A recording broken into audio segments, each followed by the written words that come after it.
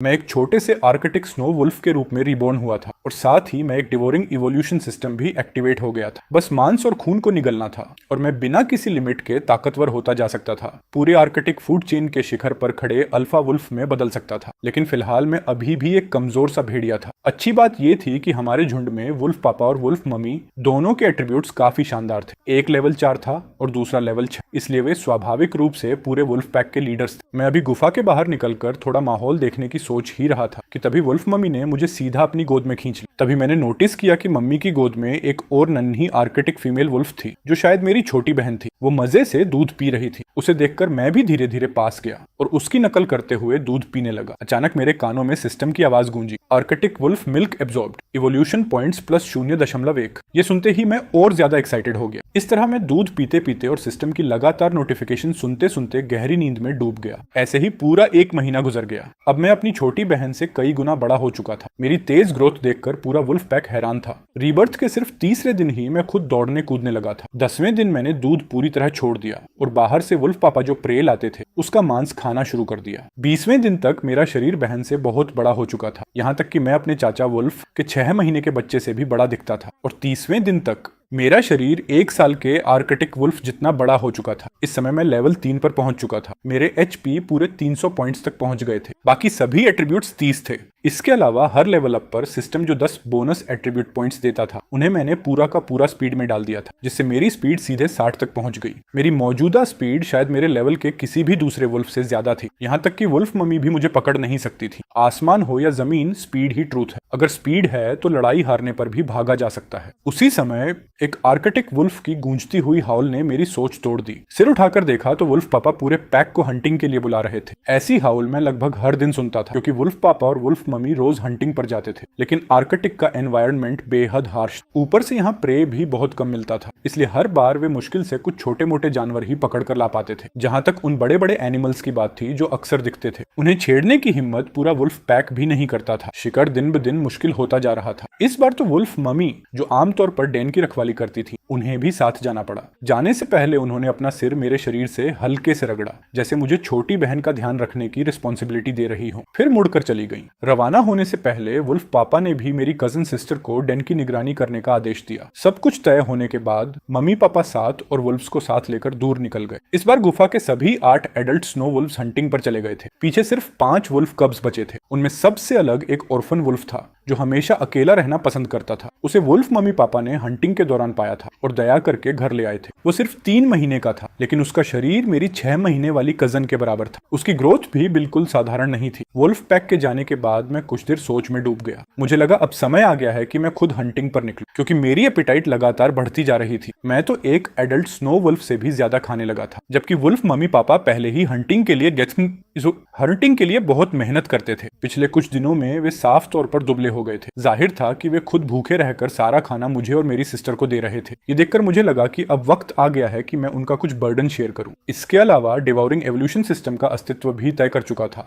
कि मुझे बाहर निकलकर बैटल्स और ब्लडशेड का सामना करना ही पड़ेगा। सोचते ही मैंने एक हल्की हाउल करके अपनी कजन को बता दी। कजन ने जवाब में 2 बार हाउल की। वो मुझे रोकना चाहती थी, लेकिन मैंने उसकी बात अनसुनी कर दी और चुपचाप गुफा से बाहर निकल आया। आर्कटिक एक ऐसी दुनिया थी जो एंडलेस स्नो और आइस से ढकी हुई थी। यहाँ लंबी और निर्दयी विंटर पड़ती थी। टेम्परेचर जरा सी देर में -40 डिग्री सेल्सियस से -50 डिग्री सेल्सियस तक गिर जाता था। हालांकि मैं स्नो वुल्फ बन चुका था, लेकिन बाहर कदम रखते ही मुझे आर्कटिक की हड्डियां जमा देने वाली ठंड महसूस हुई। उसी समय सिस्टम की ठंडी आवाज सुनाई, harsh weather damage receive, HP -1। Extreme weather के कारण होस्ट की स्टेमिना कंजम्पशन दोगुनी हो गई है। कृपया एनर्जी बचाकर इस्तेमाल करें। इस आवाज ने मुझे याद दिलाया कि मैं ज्यादा देर बाहर नहीं घूम सकता। मैंने ठंडी हवा का एक डीप ब्रेथ लिया और धीरे धीरे गुफा से दूर बढ़ने लगा। शुरुआत में मेरा इरादा वुल्फ पापा के हंटिंग ट्रेल का पीछा करने का था, लेकिन आधे रास्ते में मुझे कुछ स्नो रैबिट्स के बिल दिखाई दिए। वे बर्फ पर उगी मॉस को बड़े मजे से खा रहे थे। मेरा दिल तुरंत हिल गया। अगले ही पल उन स्नो रैबिट्स के एट्रीब्यूट्स मेरी आंखों के सामने उभर आए। उनमें सबसे ताकतवर वाला लेवल 3 का था और उसकी स्पीड तो 53 खुलेपन तक पहुंच चुकी थी, बेहद डरावनी स्पीड। यही वजह थी कि वुल्फ मम्मी पापा आमतौर पर उन्हें इग्नोर कर देते थे। इन रैबिट्स को पकड़ना सच में बहुत ज्यादा मेहनत मांगता था,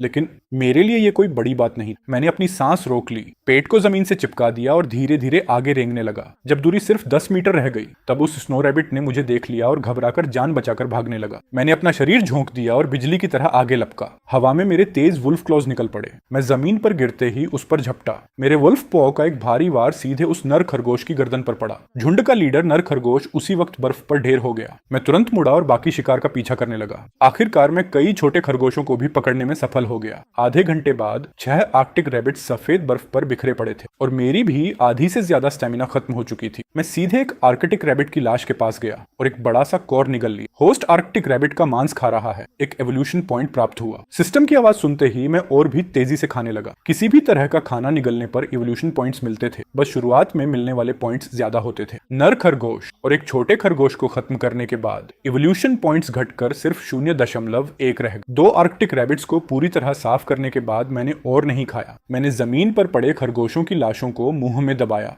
और लड़खड़ाते हुए गुफा की तरफ चल पड़ा। लेकिन मुझे क्या पता था कि जो कुछ अब भी हुआ था वो सब दूर खड़ी एक ऑफ रोड व्हीकल में बैठे एक्सप्लोरर्स साफ साफ देख चुके थे। 2 बार चक्कर लगाने के बाद मैं बाकी बचे 4 आर्कटिक रैबिट्स भी गुफा तक ले आया। कजिन बहन, छोटी बहन और बाकी वुल्फ कब्स उन्हें देखकर खुशी से हुआ हुआ करने लगे। उनकी आंखों में हैरानी और सम्मान साफ झलक रहा था। मैंने धीमी गुर्राहट की और एक छोटे खरगोश की लाश उनके सामने फेंक दी। इजाजत मिलते ही सारे वुल्फ कब्स टूट पड़े, खुशी के मारे जैसे उनकी लॉटरी लग गई हो। खासकर वो अनाथ वुल्फ कब, वो तो मेरी कमजोर कजिन के हिस्से का मांस भी छीनने की कोशिश करने लगा। मैंने उसे रंगे हाथों पकड़ लिया। धड़ाम! मेरे पंजे का एक थप्पड़ उसे 3-4 मीटर दूर उड़ा ले गया। मैंने गुस्से में 2 बार जोर से गुर्राया। अनाथ भेड़िया लड़खड़ा कर उठा और घबराहट में कराहते हुए सिर झुकाकर अपनी गलती मानने लगा। बड़ी मछली छोटी मछली को खाती है, ताकतवर ही राजा बनता है। ये नियम एक बार फिर साफ दिखाई दे रहा था। अनाथ भेड़िया काफी देर तक कराहता रहा, फिर डरते डरते मेरी तरफ देखा और धीरे धीरे वापस अपने कोने में जाकर बैठ गया। कुछ देर बाद ही उसने हिम्मत जुटाकर आर्कटिक रैबिट की लाश के पास जाना शुरू की। इस बार वो इतना डरा हुआ था कि खाने की चीज छीनने का जरा सा भी इरादा नहीं दिखा। बस थोड़ा सा ताजा मांस काटा और फिर फौरन पीछे हट गया। पहले वुल्फ कब्स के बीच यही सबसे ज्यादा दबंग और बदमाश था, लेकिन आज की पिटाई ने इसका पूरा घमंड निकाल दिया था। उसकी आंखों में डर भी था और उलझन भी। शायद उसे समझ नहीं आ रहा था कि जो भेड़िया पहले ठीक से खड़ा भी नहीं हो पाता था, आज वही उसे इतनी आसानी से कैसे पीट गया। ऊपर से मेरा शरीर भी उसे साफ तौर पर बड़ा हो चुका था। उसकी छोटी सी आंखें सवालों से भरी हुई थी, लेकिन उसे जवाब देने की फुर्सत किसे थी। एक आर्कटिक रैबिट खत्म करने के बाद चारों वुल्फ कब्स पेट भरकर खा चुके थे। सबके पेट गोल मटोल हो गए थे। बाकी बचे 2 छोटे खरगोश मैंने वुल्फ मम्मी के हिस्से के लिए बचाकर रख दिए। पलक झपकते ही रात हो गई। वुल्फ मम्मी, वुल्फ पापा और बाकी वुल्फ्स भी थके हारे शरीर लेकर बाहर से लौट आए। आज उन्हें सिर्फ एक पोलर बेयर द्वारा छोड़ी गई आधी सील की लाश मिली थी। इतना खाना उनके लिए बिल्कुल नाकाफी था। पेट भरना तो दूर, शायद दिन भर की थकान भी उससे पूरी नहीं हो सकती थी, और आज तो उनके बच्चों को भी भूखा सोना पड़ता। ये सोचकर वुल्फ मम्मी ने झुंझलाहट में हल्की गुर्राहट की। अगर हालात ऐसे ही रहे तो वुल्फ पैक ज्यादा दिन टिक नहीं पाएगा। अचानक वुल्फ मम्मी की नाक फड़क उठी। उसे गुफा के अंदर से तेज खून की गंध महसूस हुई। उसकी लगातार हुई हुई सुनकर बाकी 7 वुल्फ्स भी तुरंत सतर्क हो गए।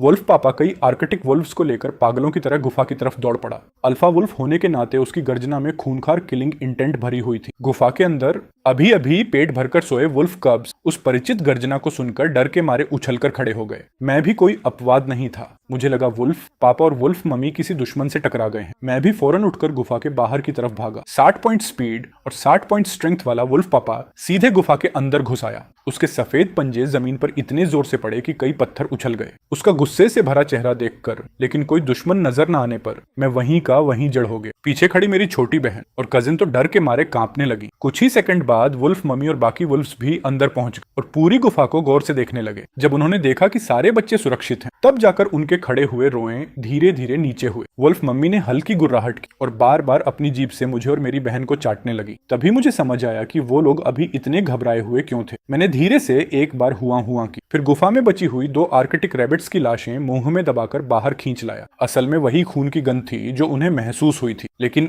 ये खाना आया कहां से? आर्कटिक रैबिट्स को पकड़ना तो बेहद मुश्किल होता है। क्या ये सब इन वुल्फ कब्स ने पकड़ा है? वुल्फ मम्मी हैरानी से भर गई। उसने सिर घुमाकर मेरे पास खड़े मुझे देखा। मैंने एक बार हुआ हुआ की, इससे साफ जाहिर हो गया कि ये सारे आर्कटिक रैबिट्स मैंने ही पकड़े थे। एक पल में सारे आर्कटिक वुल्व्स मुझे बड़ी जिज्ञासा से घूरने लगे। किसने सोचा होगा कि सिर्फ 1 महीने का वुल्फ कब खुद जाकर आर्कटिक रैबिट का शिकार कर सकता है। ये ग्रोथ स्पीड कुछ ज्यादा ही डरावनी थी। अगर यही रफ्तार रही तो कुछ ही समय बाद मैं शायद उन सबको पीछे छोड़ दूंगा। इस पल के बाद पूरे वुल्फ पैक की नजरें मेरे प्रति बदल चुकी थी। वुल्फ मम्मी ने हल्की गुर्राहट की और सबसे पहले अपनी नजरें हटा ली। उसे बस मेरी तेज ग्रोथ पर हैरानी थी, इसके अलावा उसने ज्यादा कुछ नहीं सोचा। वुल्फ मम्मी एक छोटे आर्कटिक रैबिट की लाश मुंह में दबाकर ले गई। आखिर उसने अभी ज्यादा समय पहले ही बच्चों को जन्म दिया था। उसके शरीर को सच में पोषण की जरूरत थी। जहां तक आखिरी बचे खरगोश का सवाल था, जब सभी वुल्फ कब्स ने बता दिया कि उनका पेट भर चुका है, तब वुल्फ पापा ने उसे बाकी मादा वुल्फ्स की तरफ फेंक दिया। इसके बाद बाकी वुल्फ्स भी चुपचाप गुफा में अपनी अपनी जगह लौट गए और लेटकर सो गए। आखिर स्टेमिना बचाने का सबसे अच्छा तरीका सोना ही था। वुल्फ मम्मी ने आधे से भी कम आर्कटिक रैबिट खाया था, तब जाकर उसकी ताकत थोड़ी वापस लौटी। हालांकि वो पूरा बचा हुआ मांस खा जाना चाहती थी, लेकिन उसने खुद को जबरदस्ती रोक लिया।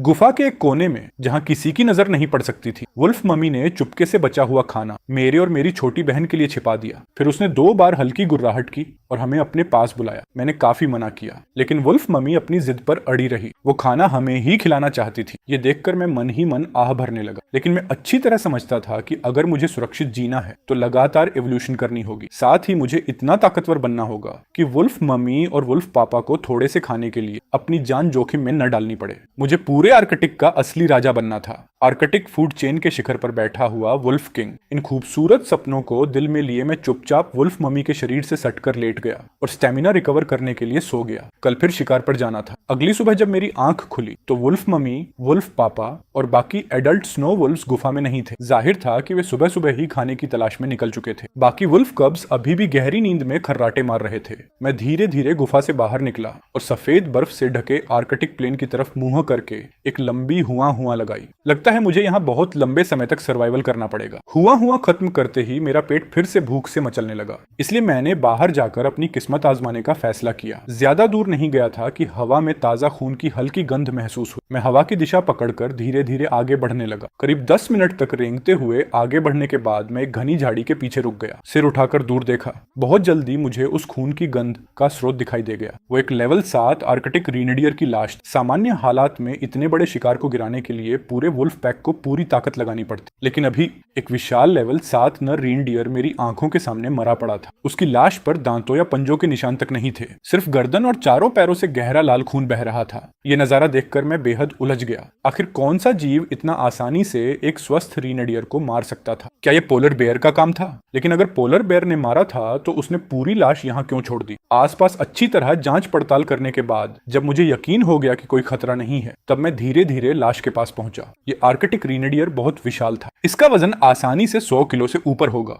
इतना मांस तो पूरा वुल्फ पैक भी एक बार में खत्म नहीं कर सकता था। पास पहुंचकर गौर से देखने पर मुझे कुछ अजीब दिखाई दिया। उसके दोनों सींग गायब थे और जहां से काटे गए थे वहां कट बिल्कुल सीधा और सपाट था, मानो किसी ने चाकू से काट दिया हो। ये किसी जंगली जानवर के दांतों के निशान बिल्कुल नहीं थे। क्या इसे इंसानों ने मारा था? पूरी तरह हड्डी बनने से पहले रीनडियर के सींगों को वेलवेट एंटलर्स कहा जाता है। बहुत से लोग इस कीमती औषधीय सामग्री के लिए बड़ी रकम खर्च करने को तैयार रहते हैं। फिर मैंने उसकी गर्दन पर मौजूद घातक घाव को देखा। वह एक गहरा खून से भरा छेद था। ऐसा घाव साफ तौर पर गोली लगने से बनता है। इन सभी सबूतों ने एक ही बात साबित कर दी, ये रीनडियर इंसानों के हाथों मारा गया था और उसकी सबसे कीमती चीज यानी सींग पहले ही निकाल लिए गए थे। ये सोचकर मैंने ठंडी सांस ली। लगता है आर्कटिक उतना सुरक्षित नहीं था जितना मैंने सोचा था। यहाँ सिर्फ खाने की कमी का खतरा नहीं था, बल्कि पोचर्स का भी सामना करना पड़ सकता था। मेरे दिल में खतरे की भावना और बढ़ गई। लगता है मुझे अपनी एवोल्यूशन स्पीड और तेज करनी हो। बिना किसी हिचकिचाहट के मैं नीचे झुका और आर्कटिक रीनडियर की लाश खाना शुरू कर दी। वो अभी अभी मरा था। उसका शरीर पूरी तरह सख्त भी नहीं हुआ था। मैंने उसके सीने पर एक जोरदार कांटा मारा और ताजा मांस का बड़ा टुकड़ा नोच लिया। होस्ट ने आर्कटिक रेंडियर का मांस खाया। Evolution points +3। सिर्फ एक निवाला पेट में जाते ही मेरी आंखें चमक उठी। 3 एवोल्यूशन पॉइंट्स। वाकई आर्कटिक रीनडियर का मांस कमाल का था। मैं और तेजी से खाने लगा। सिस्टम की नोटिफिकेशंस लगातार मेरे कानों में गूंजती रहीं। धीरे धीरे एवोल्यूशन पॉइंट्स 3 से कम होने लगे। करीब 2-3 किलो मांस खाने के बाद मेरा पेट लगभग 70-80% भर चुका था।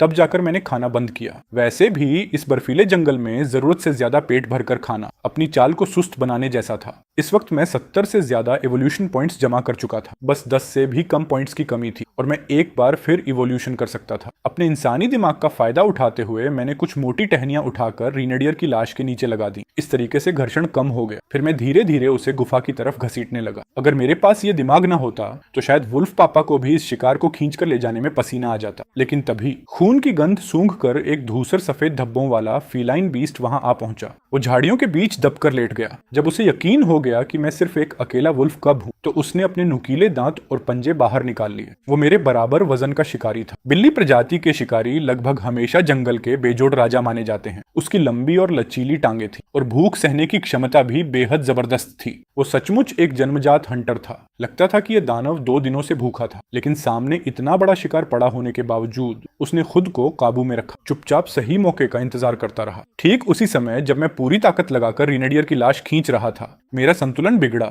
और मैं धड़ाम से जमीन पर गिर पड़ा। उसी पल झाड़ियों में छिपा शिकारी बिजली की तरह बाहर निकल आया। धत तेरे की, लिंक्स! उसका स्टेटस पैनल तुरंत मेरी आंखों के सामने उभर आया। Level 4, HP 398, speed 53। उसका लेवल मुझसे एक लेवल ऊंचा था। आमतौर पर लिंक्स भेड़ियों को छेड़ने की गलती नहीं करते, लेकिन समस्या ये थी कि मैं सिर्फ एक वुल्फ कब था। ऊपर से उसकी स्पीड भी पूरे 53 पॉइंट्स थी। मैं तुरंत जमीन से उठ खड़ा हुआ, लेकिन फिर भी एक पल देर हो गई। उसके अगले पंजे ने मेरे शरीर को चीर दिया। उसके तेज पंजों ने पलक झपकते ही मेरी चमड़ी और मांस फाड़ डाला। तेज दर्द मेरे पूरे शरीर में फैल गया। मैं तुरंत पीछे उछला और दूरी बना ली। वोल्फ बनकर पुनर्जन्म लेने के बाद ये मेरी पहली असली लाइफ एंड डेथ बैटल थी। आर्कटिक में कोई दया, न्याय या इंसानियत नहीं थी। यहाँ सिर्फ बड़ा छोटा को खाता था। अगर जिंदा रहना था तो मुझे और ज्यादा निर्दयी और ताकतवर बनना था। लेकिन शुक्र था, मेरी स्पीड अभी भी उस लिंक्स से ज्यादा थी। एक तरफ 60, दूसरी तरफ 53। हम दोनों पागलों की तरह तेज रफ्तार से टकराए। मुलाकात होते ही एक दूसरे को फाड़ने लगे। उसके पंजों ने मेरे शरीर पर एक और गहरा जख्म बना दिया। ताजा खून बहने लगा। मेरी आंखें भी खून की तरह लाल हो उठी। मैंने दर्द की परवाह नहीं की, सीधे उसका गला पकड़ने के लिए झपटा, लेकिन वो फुर्ती से बच गया। हालांकि मैंने उसकी कमर में दांत गड़ा दिए। एक बड़ा मांस का टुकड़ा सीधे उखड़ गया। होस्ट ने बीस्ट फ्लैश खाया। Evolution points plus 2.5। ये भी हो सकता है। मैं भीतर से खुशी से उछल पड़ा। अब मैं लेवल 4 से सिर्फ 5 इवोल्यूशन पॉइंट्स दूर था। मतलब बस 2-3 और कोर और मैं सीधे लेवल 4 में पहुंच जाता। और लेवल 4 पर पहुंचते ही ये हरामखोर लिंक्स मेरा मुकाबला नहीं कर पाता। मैं धीरे धीरे उसकी तरफ बढ़ा। मेरी हल्की नीली आंखों में अब सिर्फ क्रूरता और दृढ़ निश्चय बचा था। अगर तू लड़ना चाहता है तो मैं तुझे आखिर तक लड़ाऊंगा। इसके बाद लड़ाई और ज्यादा खूनी हो गई। जब तक उसके पंजे मेरे किसी वाइटल पॉइंट पर नहीं पड़ते, मैं दर्द को नजरअंदाज करता रहा। बस मौका मिलते ही उसके मांस को नोचता रहा। Evolution points plus 2.4, evolution points plus 2.3। जब उसका अगला पंजा घायल हो गया तो वो दर्द से गरजा। फिर भागने की कोशिश करने लगा, लेकिन मैं उसे इतनी आसानी से जाने देने वाला नहीं था। अपनी स्पीड के भरोसे मैं लगातार उसके पीछे पड़ा रहा। मैं एक छलांग में उसकी पीठ पर चढ़ गया और फिर उसके शरीर से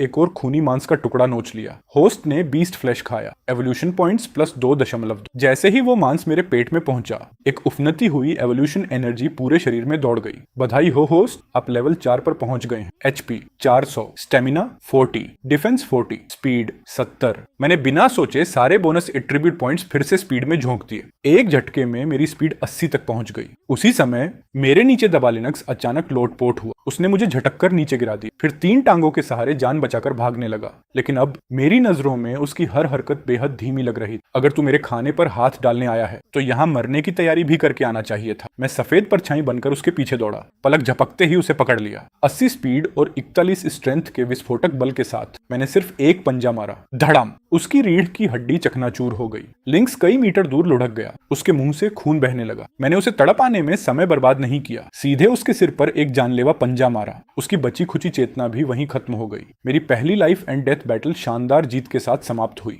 अभी अभी हुई एवोल्यूशन की वजह से मेरे शरीर के सारे घाव पूरी तरह भर चुके थे। जैसे ही उस बीस्ट ने आखिरी सांस ली, मेरे सामने हल्के भूरे रंग की सिस्टम नोटिफिकेशंस उभर आईं। कमजोर होकर ताकतवर को हराया। खूनी युद्ध के बीच ब्रेक थ्रू प्राप्त किया। Opponent eliminated. Battle evaluation S rank. इस बैटल की फाइनल रेटिंग S रैंक। इस बैटल की final rating S rank. Reward प्राप्त हुआ D रैंक हंटिंग टैलेंट। मैं कुछ पल के लिए ठिठक गया। सच कहूं तो मुझे बिल्कुल उम्मीद नहीं थी कि ऐसी जानलेवा लड़ाई के बाद भी कोई एक्स्ट्रा रिवॉर्ड मिलेगा। D rank active skill hunting kill activate करने के बाद movement speed plus 50%, attack power plus 50% बढ़ जाती है। साथ ही सांस और प्रेजेंस छिपाने की क्षमता भी बढ़ जाती है। ड्यूरेशन 60 सेकंड, कूलडाउन 24 घंटे। मेरी आंखें तुरंत चमक उठी। ये स्किल मेरी ताकत को काफी बढ़ाने वाली थी। मैंने तुरंत लिंक्स की लाश को एक छिपी हुई झाड़ी में छुपा दिया। फिर पहले आर्कटिक रीनेडियर की लाश को घसीटकर गुफा तक ले गया। उसके बाद वापस जाकर लिंक्स की लाश भी उठा लाया। जब दोनों लाशें धड़ाम से वुल्फ कब्स के सामने गिरी तो वे मुझे बिल्कुल उसी नजर से देखने लगे जैसे वुल्फ पापा को देखते थे, बल्कि शायद उससे भी ज्यादा सम्मान और श्रद्धा के साथ। लिंक्स का मांस मुझे काफी एवोल्यूशन पॉइंट्स देने वाला था, इसलिए मैंने उसे बच्चों को नहीं खाने दिया। जहां तक आर्कटिक रीनेडियर का सवाल था, मैंने उसे अपनी छोटी बहन और कजिन सिस्टर की तरफ धकेल दिया ताकि वे पेट भरकर खा सकें। वुल्फ पैक में हायरार्की बिल्कुल साफ होनी चाहिए। मैंने बहन और कजिन को पहले खिलाया ताकि चारों वुल्फ कब्स के बीच नियम बन सके, वरना उस अकेले वुल्फ कब की तरह हर वक्त खाने के लिए लड़ाई झगड़ा होता रहता। मेरी छोटी बहन के दांत अभी पूरे नहीं निकले थे, वो सख्त मांस नहीं चबा सकती थी, इसलिए मैंने रीनेडियर के पेट वाले हिस्से से नरम मांस के टुकड़े फाड़े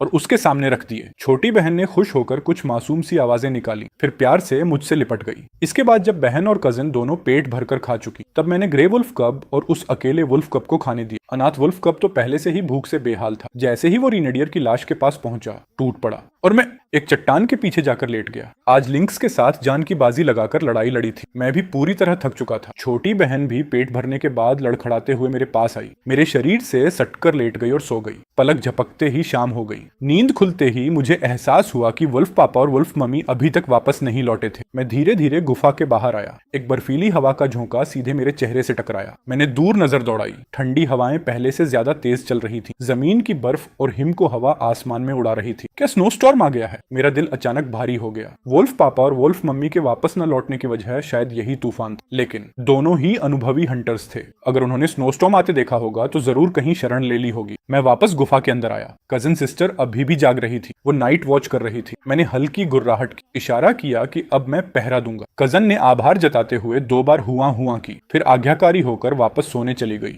अब वो मुझे अपने पीछे घूमने वाले छोटे भाई की तरह नहीं देखती थी, बल्कि एक असली अल्फा वुल्फ की तरह सम्मान देती थी। उस रात बाहर स्नोस्टॉर्म और भी भयानक होता गया। हवा जोर जोर से गरज रही थी। तभी अचानक एक आर्कटिक टर्न लड़खड़ाते हुए उड़कर गुफा के मुंह तक आ पहुंची। शायद तूफान से बचने के लिए जगह ढूंढ रही थी। मैंने तुरंत बिजली जैसी स्पीड से छलांग लगाई, एक पंजे का वार किया और उसे जमीन पर गिरा दिया। कुछ पंख नोचकर मैंने उसे पूरा निगल ली। डिंग! होस्ट ने आर्कटिक टर्न का मांस खाया। Evolution points plus 1.5। इसके बाद पूरे 8 दिन तक स्नोस्टॉर्म लगातार चलता रहा। आज जाकर आखिरकार पूरी तरह रुक पाया। गुफा में छिपाकर रखा लिंक्स का मांस मैं पूरी तरह साफ कर चुका था। उससे मुझे 20 से ज्यादा एवोल्यूशन पॉइंट्स मिले। वहीं आर्कटिक रीनेडियर का मांस भी लगभग खत्म हो चुका था। खासकर वो अनाथ वुल्फ कब पिछले कुछ दिनों में उसने खूब पेट भरकर खाया था, लेकिन मानना पड़ेगा उसकी ग्रोथ स्पीड बेहद डरावनी। अब उसका शरीर कजिन सिस्टर से भी बड़ा हो चुका था और सबसे हैरान करने वाली बात, उसके शरीर में कुछ और बदलाव भी हुए थे। उसकी ग्रे फर अब पहले से ज्यादा गहरी हो गई थी। चारों पैर मजबूत और मांसल हो चुके थे। उसके वुल्फ क्लॉज अब बिल्ली प्रजाति के जानवरों की तरह फर के अंदर छिप सकते थे और जरूरत पड़ने पर बाहर निकल सकते थे। मैंने उसकी तरफ देखा। उसका स्टेटस पैनल तुरंत सामने आ गया। Species mutant arctic wolf, level 2, HP 265, strength 28। हम म्यूटेंट? मैं पहले भी उसका स्टेटस देख चुका था। तब वहां म्यूटेंट शब्द नहीं था। शायद पिछले कुछ दिनों की भरपूर फीडिंग की वजह से उसकी छिपी हुई पोटेंशियल जाग गई थी। ग्रे वुल्फ कब ने तुरंत आज्ञाकारी होकर एक बार हुआ की। अब इस गुफा का बॉस मैं था। यहाँ तक कि अगर वुल्फ पापा भी लौट आते तो उसके दिल में मेरा दर्जा अभी भी सबसे ऊपर रहता। वो पेट ऊपर करके लेट गया, जैसे वफादारी और खुशामद दिखा रहा हो। मैंने सोचा भविष्य में एक म्यूटेंट वुल्फ सबोर्डिनेट शायद मेरे काफी काम आ सकता है। ये सोचकर मैंने उसे आधिकारिक तौर पर अपना छोटा भाई मान लिया और उसे एक निकनेम दिया, उसे लिटिल ग्रे। गुफा से बाहर निकलकर मैं एक ऊंची चट्टान पर छलांग मारकर चढ़ गया। ऊपर खड़े होकर दूर तक देखने लगा। तभी मेरी नजर दूर दिखाई दे रही एक वुल्फ पैक पर पड़ी। उनके मुंह में ढेर सारा खाना था और वे धीरे धीरे हमारी तरफ बढ़ रहे थे। मैं उत्साह रोक नहीं पाया। सिर उठाकर एक लंबी हुआ लगाई। अगले ही पल दूर से लगातार जवाबी वुल्फ हाउल सुनाई देने लगे। वुल्फ पापा और वुल्फ मम्मी सुरक्षित लौट आए थे। मेरा दिल खुशी से भर गया। 8 अडल्ट आर्कटिक वुल्फ्स, एक भी कम नहीं हुआ था। सभी सुरक्षित घर लौट आए थे। वे अपने साथ एक एडल्ट मूस और 3 मूस काव्स भी लाए थे। मैं तुरंत दौड़कर वुल्फ मम्मी का स्वागत करने पहुंच गया। वुल्फ मम्मी प्यार से मेरे शरीर से रगड़ खाने लगी। फिर उसने एक छोटा मूस कैफ मेरी तरफ फेंक दिया जो अभी ज्यादा समय पहले पैदा नहीं हुआ था। मैंने हल्की गुर्राहट की,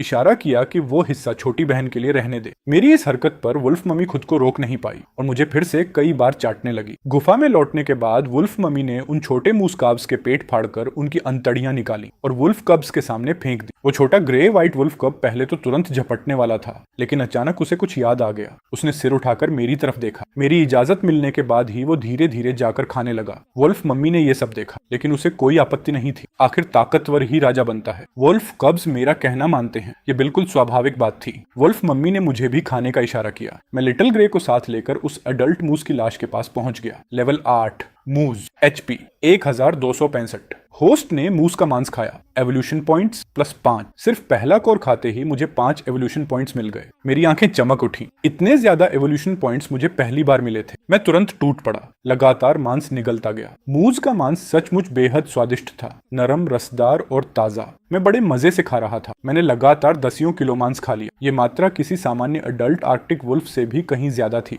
इस मूस के मांस ने मुझे 50 से ज्यादा इवोल्यूशन पॉइंट्स दिए। अगले कुछ दिनों तक पूरा वुल्फ पैक इसी विशाल मूस की लाश के आसपास आराम करता रहा। सभी उसकी वजह से ताकत वापस हासिल कर रहे थे और मैं भी लगातार उसका मांस खाता रहा। मुझे फिर 30 एवोल्यूशन पॉइंट्स और मिले। अब अगली लेवल अप के लिए सिर्फ कुछ पॉइंट्स की कमी बची थी। इस बात से मैं इतना उत्साहित हो गया कि खुद को मुश्किल से रोक पा रहा था। मेरा मन कर रहा था कि अब भी बाहर निकलकर शिकार शुरू कर दूं, लेकिन हर बार जब मैं उठने की कोशिश करता, वुल्फ पापा गुर्राकर मुझे वापस बुला लेते। मैं इस वुल्फ पैक में 2 महीने से रह रहा था, इसलिए पैक की हायरार्की अच्छी तरह समझ चुका था। वुल्फ पापा अल्फा वुल्फ था, उसके पास एब्सोल्यूट ऑथोरिटी थी। सच कहूं तो मैं भी उससे टकराना नहीं चाहता था, क्योंकि ऐसा करने का मतलब था उसे चैलेंज करना और हराना, और मेरा ऐसा कोई इरादा नहीं था। वुल्फ पापा को अपनी प्रतिष्ठा बनाए रखनी थी ताकि पूरा पैक उसका सम्मान करे। अगर मैं उसे हरा देता तो उसकी अथॉरिटी पूरी तरह खत्म हो जाती। इसलिए मैंने फैसला किया कि शाम तक इंतजार करूंगा। जब वुल्फ पापा गहरी नींद में होगा तब चुपचाप बाहर निकल जाऊंगा। देखते ही देखते शाम हो गई। वुल्फ पापा ताकत वापस पाने के लिए लंबा लेटकर सो चुका था। मैं धीरे धीरे उठा और गुफा से बाहर निकल गया। पीछे मुड़कर देखा तो लिटिल ग्रे मेरी पूंछ पकड़कर पीछे पीछे चला आ रहा था। उसके स्टैट्स भी जल्द ही लेवल 3 तक पहुंचने वाले थे, इसलिए मैंने उसे वापस भेजने की कोशिश नहीं की।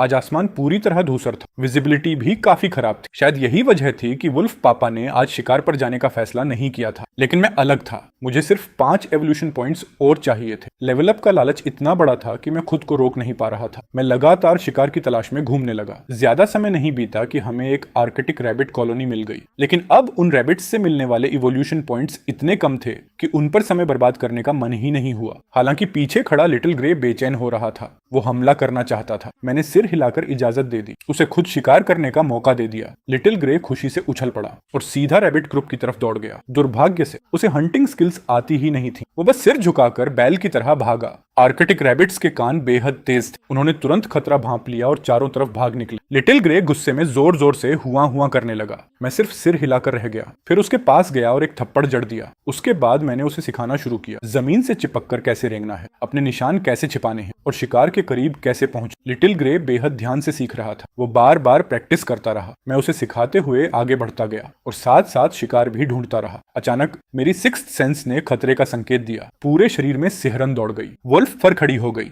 मैंने तुरंत लिटिल ग्रे को दबाकर झाड़ियों में छिपा दिया और खुद भी पूरी तरह छिप गया, जैसा मैंने सोचा था। कुछ ही सेकंड बाद एक विशाल ग्रे बेयर झाड़ियों से बाहर निकला। उसकी ऊंचाई लगभग 2 मीटर थी। वो आराम से टहलता हुआ बाहर आया, फिर पेड़ की शाखाओं से जंगली फल तोड़कर खाने लगा। Grey bear, male, level 11, HP 1859, strength 113। उसके स्टैट्स देखकर मैं सन्न रह गया। ये राक्षस बहुत ज्यादा ताकतवर था। मेरी मौजूदा ताकत से अगर मैं अकेला होता तो भागकर बच सकता था, लेकिन लिटिल ग्रे नहीं बच पाता। इसलिए मैंने पूरी ताकत से उसे जमीन पर दबाकर रखा ताकि वो कोई हरकत न करे। सौभाग्य से ग्रे बेयर ने हमारी गंध नहीं पकड़ी। फल खाने के बाद वो धीरे धीरे वहां से चला गया। इस खतरनाक इनकाउंटर ने मेरे अंदर एवोल्यूशन की चाहत को और भी ज्यादा बढ़ा दिया। एक दिन ऐसा जरूर आएगा जब ग्रे बेयर और पोलर बेयर दोनों मेरे मेन्यू का हिस्सा होंगे। हम दोनों फिर कुछ देर और घूमते रहे। आखिरकार हमें एक अकेली फीमेल मस्क ऑंक्स दिखाई दी। वो अपने झुंड से बिछड़ गई थी और अभी पूरी तरह एडल्ट भी नहीं हुई थी। उसका शरीर दुबला पतला था। Level 6, HP 1058। जोखिम जितना बड़ा, फायदा भी उतना बड़ा। मैंने गहरी सांस और धीरे धीरे अपने नुकीले वुल्फ फैंग्स बाहर निकाल दी। मैंने लिटिल ग्रे को इशारा किया कि झाड़ियों में चुपचाप लेटा रहे, बिल्कुल भी हरकत न करे। ये मस्क ऑक्स कम से कम 200 से 300 किलो की थी और उसका वजन मेरे मौजूदा शरीर से कई गुना ज्यादा था। मैं धीरे धीरे बर्फीली जमीन पर रेंगते हुए आगे बढ़ा। अगर उसके सींग का एक भी वार लग जाता तो मेरा खेल वहीं खत्म हो जाता। वो मस्क ऑक्स अपने झुंड से बिछड़ चुकी थी, घबराकर अपनी मां के निशान ढूंढ रही थी। उसे बिल्कुल भी अंदाजा नहीं था कि मौत चुपचाप उसकी तरफ बढ़ रही है। लेकिन इस वक्त का पूरा नजारा दूर खड़ी grey white of road vehicle में बैठी एक एक्सप्लोरर की नजरों में भी आ चुका था। उस लड़की का नाम टिफनी था। टिफनी रूस के नॉर्थ रीजन की रहने वाली थी। उम्र 23 साल, सुनहरे बाल और एम्बर कलर की आंखें। वो एक वाइल्ड लाइफ रिसर्च स्कॉलर थी। पिछले कई दिनों से आर्कटिक में डॉक्यूमेंट्री शूट कर रही थी, साथ ही फेसबुक पर लाइव स्ट्रीम भी चला रही थी। उसकी नजर दूर बैठे उस आर्कटिक वुल्फ पर टिकी हुई थी जो अकेले मस्क ऑक्स का शिकार करने की तैयारी कर रहा था। उसे धुंधला सा एहसास हुआ कि शायद यही वही वुल्फ है जिसे उसने कुछ समय पहले देखा था। उसका बर्फ जैसा सफेद फर सचमुच किसी को भी प्रभावित कर सकता था। OMG, ये तो बिल्कुल पागलपन है। लाइव स्ट्रीम के कमेंट सेक्शन में भी लगातार कमेंट्स आने लगे। कोई शक जता रहा था, कोई हैरान हो रहा था, तो कोई तेजी से एनालिसिस कर रहा था। उधर मेरी आंखों में सिर्फ खून की प्यास चमक रही थी। ये मस्क ऑक्स लेवल 6 की थी। HP बहुत ज्यादा था, डिफेंस भी बेहद मजबूत, लेकिन मेरी स्पीड इतनी थी कि मैं इसके साथ एंड्योरेंस बैटल लड़ सकता था। बिजली की तरह मैं आगे लपका। हवा चीरती हुई मेरी स्पीड सीधे आसमान में उछली। मैंने पंजा घुमाकर उसकी आंख पर जोरदार वार की। मस्क ऑक्स दर्द से दहाड़ उठी। उसके खुरों ने बर्फ उड़ा दी और वो पागलों की तरह मेरी तरफ दौड़ी। मैंने शरीर मोड़ा और आसानी से उसके गुस्से भरे चार्ज को डोडज कर ली। वॉर खाली जाने के बाद वो लड़खड़ाकर मुड़ी और फिर से हमला कर दी। मैं उसकी हर हरकत पर नजर रखे था। टकराने से ठीक पहले मैं हल्का सा साइड में सरक गया। उसका हमला फिर खाली चला गया। उसी समय मेरे पंजे उसकी गर्दन पर चल गए। लंबे खून से भरे घाव उभर आए। मस्क ऑक्स पूरी तरह पागल हो चुकी थी, लेकिन इस बार चार्ज करते समय उसने अचानक स्पीड कम कर दी। वो पहले से मेरे डॉज डायरेक्शन पर नजर रख रही थी। ये जानवर अब सीख चुका था। मुझे भी हैरानी हुई। सिर्फ इंस्टिंक्ट्स पर जीने वाला मस्क ऑक्स भी सिचुएशन के हिसाब से खुद को बदल सकता था। फिर भी मैं नहीं रुका। मैं ऊंची छलांग लगाकर सीधे उसकी पीठ पर जा गिरा। मुंह खोलकर उसके शरीर से मांस का बड़ा टुकड़ा नोच, लेकिन अगले ही पल उसने मुझे झटक कर जमीन पर गिरा दिया। उसके विशाल खुर फिर मेरी तरफ बरसने लगे। मैंने तुरंत मांस का टुकड़ा निगल लिया। डिंग! होस्ट ने मस्क ऑक्स का मांस खाया। Evolution points +5। आखिरकार एवोल्यूशन पॉइंट्स 160 तक पहुंच गए। इस शिकार का असली मकसद पूरा हो चुका था। Ding! Congratulations host, level up to level 5। HP 500, speed 90। मुझे मिले सारे बोनस एट्रीब्यूट पॉइंट्स मैंने फिर स्पीड में डाल दी। स्पीड सीधे 100 तक पहुंच गई। स्पीड 100 का मतलब था पूरे आर्कटिक में मैं लगभग जहां चाहूं जा सकता था, जब चाहूं लड़ सकता था और जब चाहूं निकल सकता था। अब सामने खड़ी मस्क ऑक्स की मौत तय थी। मैंने अपने नुकीले दांत दिखाए और शिकार की तरफ फिर से झपटा। मेरी स्पीड इतनी तेज हो चुकी थी कि घायल आंख वाली मस्क ऑक्स अब मुझे देख भी नहीं पा रही थी। उसे सिर्फ एक सफेद साया नजर आया जो उसके शरीर से लिपट गया था। अगले ही पल मेरे दांत उसकी गर्दन में धंस गए। मस्क ऑक्स पागलों की तरह तड़पने लगी। मुझे गिराने की कोशिश करती रही, लेकिन नाकाम रही। मैं ऑक्टोपस की तरह उससे चिपका रहा। मेरे पंजे उसके पेट और गर्दन को लगातार चीरते रहे। एक के बाद एक नए घाव खुलते गए। दूर खड़ी टिफनी ये सब देखकर स्तब्ध रह गई। अभी कुछ देर पहले तक वो उस अकेले आर्कटिक वुल्फ की चिंता कर रही थी, लेकिन एक पल में पूरा हालात पलट चुका था। उसने झुककर लाइव स्ट्रीम की तरफ देखा। व्यूअर्स की संख्या 3000 से ऊपर पहुंच चुकी थी। फैंटास्टिक! वाइल्ड नेचर सचमुच कमाल की चीज है। मुझे अपनी पिछली बात वापस लेनी पड़ेगी। टिफनी मुस्कुराई और लाइव ऑडियंस से बात करने लगी। सबका धन्यवाद। मैं इस व्हाइट वुल्फ को स्पेशल अटेंशन दूंगी। इसी दौरान मेरी लंबी हुआ गूंज उठी और आखिरकार मस्क ऑक्स धड़ाम से जमीन पर गिर पड़ी। मर चुकी थी। मेरी आंखों के सामने सिस्टम नोटिफिकेशंस उभर आए। Weak defeat strong, break through during battle, perfect dodge, final victory, target eliminated, battle rating S rank, reward 10 potential potions, reward 3 evolution potions. मैं खुशी से सिर उठाकर लंबी हुआ करने लगा। लगता है अगर बैटल में पर्याप्त ब्रेक थ्रू मोमेंट्स हों तो रेटिंग काफी ऊंची मिलती है। मैंने तुरंत मस्क ऑक्स की लाश खाना शुरू कर दिया। डिंग! होस्ट ने मस्क ऑक्स का मांस खाया। Evolution points +4.7। करीब 7 से 8 किलो मांस खाने के बाद मैं रुक गया। इस भोजन से मुझे 40 से ज्यादा एवोल्यूशन पॉइंट्स मिले। आर्कटिक में अब ठंड का मौसम पूरी तरह आ चुका था। आसमान काला पड़ चुका था। अंधेरे में मेरी नीली आंखें अब हरे प्रकाश से चमक रही थी। दूर टिफनी भी वापस जाने की तैयारी कर रही थी। उसने इंजन स्टार्ट किया और उसकी गाड़ी धीरे धीरे दूर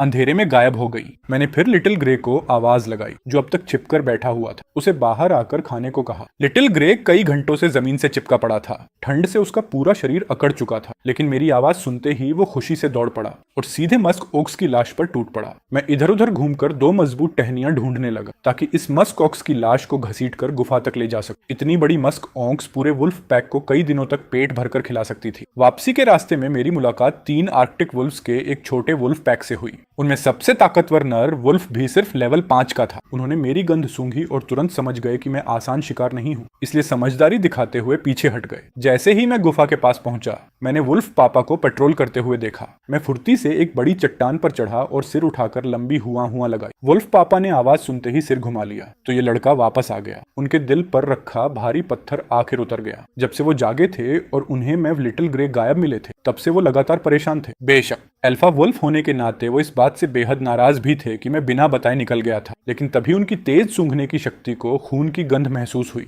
अंधेरी रात में उन्होंने मेरे सफेद फर पर फैले खून के बड़े बड़े धब्बे देख लिए। उनके दांत तुरंत बाहर निकल आए। क्या मेरा बेटा घायल हो गया? वुल्फ पापा गुस्से में मेरी तरफ दौड़े, लेकिन पास पहुंचते ही पूरे शरीर को चाटकर जांचने लगे। जल्दी ही उन्हें समझ आ गया कि ये खून मेरी बॉडी से नहीं आ रहा था। मैंने सिर घुमाकर पीछे देखने का इशारा किया। जब उन्होंने लिटिल ग्रे को मस्क ऑक्स की लाश घसीटते देखा और फिर उस विशाल शव को गौर से देखा, तो वुल्फ पापा कुछ देर के लिए पूरी तरह चुप हो गए। ये मस्क ओक्स थी। इतनी विशाल मस्क ओक्स को तो वुल्फ पापा भी आसानी से चैलेंज नहीं करते। वो तो मुझे अच्छी तरह सबक सिखाने वाले थे। लेकिन लाश देखते ही उनकी सारी बातें गले में अटक गईं। उन्होंने दोबारा मेरी तरफ देखा। तभी उन्हें एहसास हुआ कि मेरा शरीर अब लगभग उनके बराबर हो चुका था। चाहे ताकत हो, चाहे शरीर का आकार, चाहे हंटिंग एबिलिटी या फिर फूड कलेक्शन, हर मामले में मैं शायद उन्हें पीछे छोड़ चुका था। वुल्फ पापा भी आगे बढ़े और मस्क ऑक्स की लाश खींचने में मदद करने लगे। वुल्फ्स की स्मेल सेंस बहुत तेज होती है, इसलिए गुफा के बाकी वुल्फ्स भी खून की गंध से जाग गए। सभी मस्क ऑक्स की लाश को देखकर हैरान रह गए। उन्हें लगा कि अल्फा वुल्फ अकेले शिकार करके लौटा है, लेकिन जब वुल्फ पापा ने हल्की गुर्राहट की और मेरी तरफ देखा, तब पूरे पैक को समझ आया इस मस्क ऑक्स को मैंने अकेले मारा था। अब पूरा वुल्फ पैक मुझे अलग नजरों से देखने लगा। उनकी आंखों में सम्मान के साथ साथ डर भी था। कई फीमेल वुल्फ्स धीरे धीरे मेरे पास आने लगी। उन्होंने मेरे फर से खून साफ करना शुरू कर दी। कुछ तो धीरे धीरे अपनी पूंछ भी हिला रही थी। ये साफ साफ कोर्टशिप बिहेवियर था, मतलब वो मुझे इंप्रेस करने की कोशिश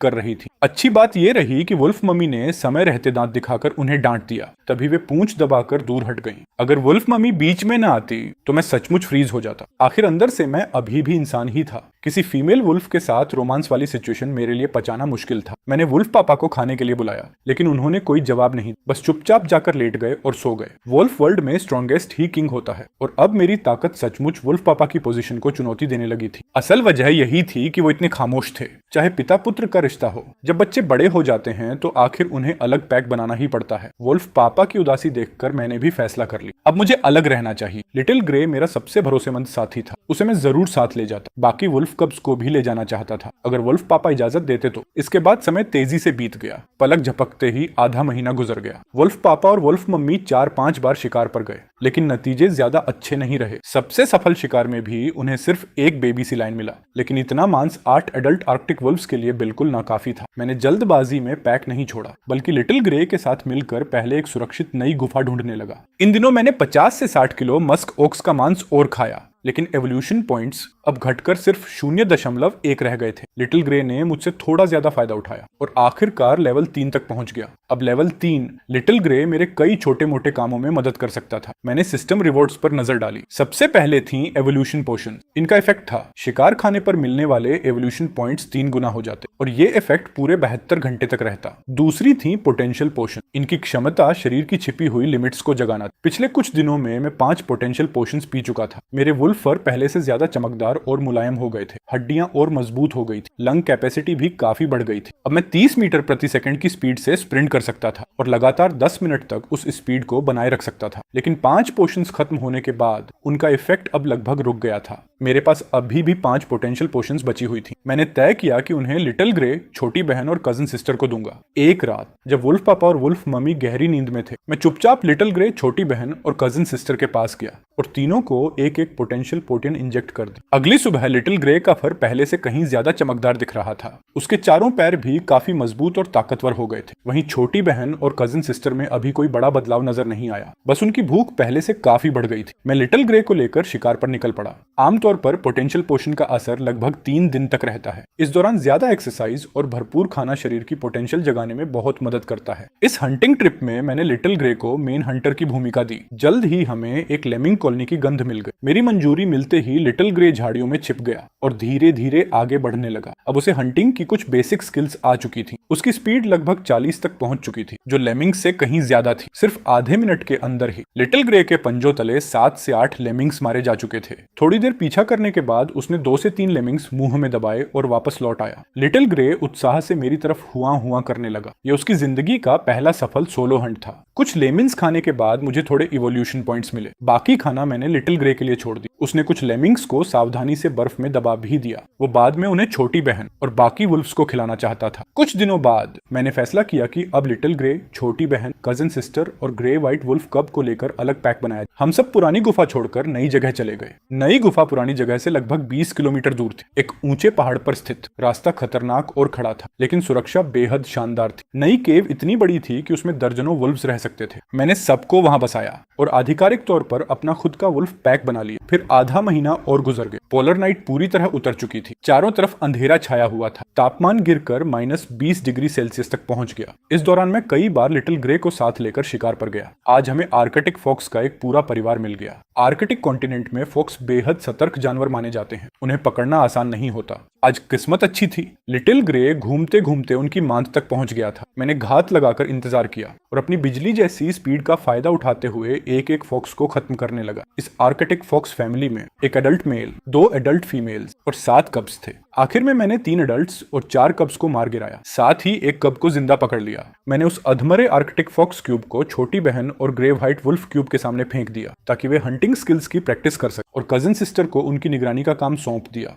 इसके बाद मैंने एक एवोल्यूशन पोशन निकाली और इस्तेमाल कर ली। डिंग! होस्ट ने आर्कटिक फॉक्स का मांस खाया। Evolution points +12। इवोल्यूशन पोर्टेन का असर शुरू होते ही मेरी भूख विस्फोट की तरह बढ़ गई। मैं टूट पड़ा, लगातार खाता गया। एक मोटी आर्कटिक फॉक्स को पूरा निगलने के बाद मुझे लगभग 100 एवोल्यूशन पॉइंट्स मिले। सब कुछ खत्म होने के बाद मैं तुरंत गुफा से निकल पड़ा। अब मेरी नजर एक बहुत बड़े टारगेट पर थी, एक ग्रे बेयर, जिस पर मैं काफी समय से नजर रखे हुए था। ये एक फीमेल ग्रे बियर थी और उसने हाल ही में बच्चों को जन्म दिया था। इस वजह से उसकी HP और ताकत पहले से काफी कम हो चुकी थी। ऊपर से पोलर नाइट शुरू हो चुकी थी। फूड सोर्सेज कम होते जा रहे थे, इसलिए उसके लिए ताकत वापस पाना बेहद मुश्किल था। मैंने इस शिकार को काफी समय पहले टारगेट कर लिया था, लेकिन जल्दबाजी नहीं की। आज मैं सिर्फ उसकी स्थिति और लोकेशन कंफर्म करने आया था। वो बाहर बेरीज और इंसेक्ट्स खा रही थी। काफी देर बाद धीरे धीरे वापस अपनी केव में चली गई। मैं काफी देर तक उसे देखता रहा। जब यकीन हो गया कि वो बाहर नहीं निकलेगी, तब मैं वापस लौटने लगा। लेकिन तभी मेरी हरी वुल्फ आइज ने दूर एक हल्की लाल रोशनी पकड़ ली। Infrared camera. वो एक FC टाइप इंफ्रारेड कैमरा था। लगता है पोलर नाइट के दौरान भी कुछ लोग आर्कटिक एनिमल्स की रिकॉर्डिंग कर रहे थे, लेकिन मुझे ऐसी चीजें बिल्कुल पसंद नहीं थी। जिस ग्रे बेयर को मैंने टारगेट कर लिया था वो मेरा शिकार थी। मैं बिजली की तरह झपटा।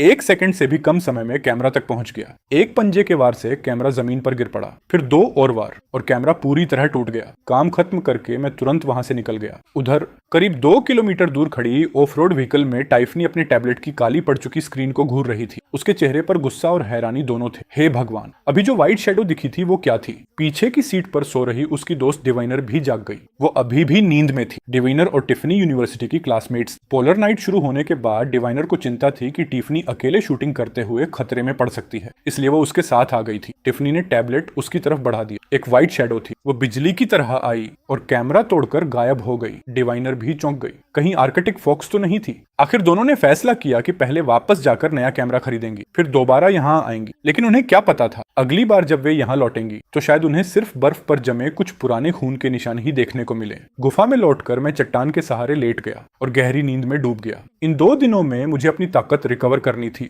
और अपनी हालत को पीक कंडीशन तक लाना था। अगले दिन जब मेरी आंख खुली तो टियू खोई मेरे पास चुपचाप पहरा दे रहा था। वह खुशी से हूंकने लगा और अपनी जीभ निकालकर मेरे फर को चाटने लगा। ढप्प! मैंने उसे तुरंत एक थप्पड़ जड़ दिया। अगर सोई माँ या मेरी छोटी बहन ऐसा करती तो मैं मना नहीं कर पाता, लेकिन इसका मतलब ये नहीं कि मैं इसके साथ ऐसी इंटीमेसी एक्सेप्ट कर लूं। मैं ट्यू खोई को लेकर एक चक्कर पेट्रोल पर गया, फिर वापस गुफा में लौटकर पूरे झुंड को खाने के लिए बुलाया। पेट भरकर खाने के बाद मैं गुफा के मुहाने पर लेट गया और बाहर देखने लगा। दूसरे दिन आखिरी आर्कटिक लोमड़ी भी खत्म करने के बाद मेरे एवोल्यूशन पॉइंट्स आखिरकार लेवल बढ़ाने के लिए पर्याप्त हो गए। मैं गुफा के सामने खड़ा हुआ और उत्साह से लंबी हुंकार भरी। वही रहस्यमयी ऊर्जा एक एक बार फिर मेरे शरीर पर उतर आई। वह मेरे पूरे शरीर में दौड़ गई। मेरा फर और ज्यादा चमकदार और मजबूत हो गया, चारों पैर और मोटे हो गए, दांत और पंजे चाकू की धार जैसे तेज हो गए। मेरे शरीर की लंबाई 2 मीटर से भी ऊपर निकल गई और मेरी कॉम्बैट पावर भी तेजी से बढ़ गई। बधाई हो, होस्ट लेवल 6 पर पहुंच गया है। Health 600, speed 110। जो अतिरिक्त एट्रीब्यूट पॉइंट्स मिले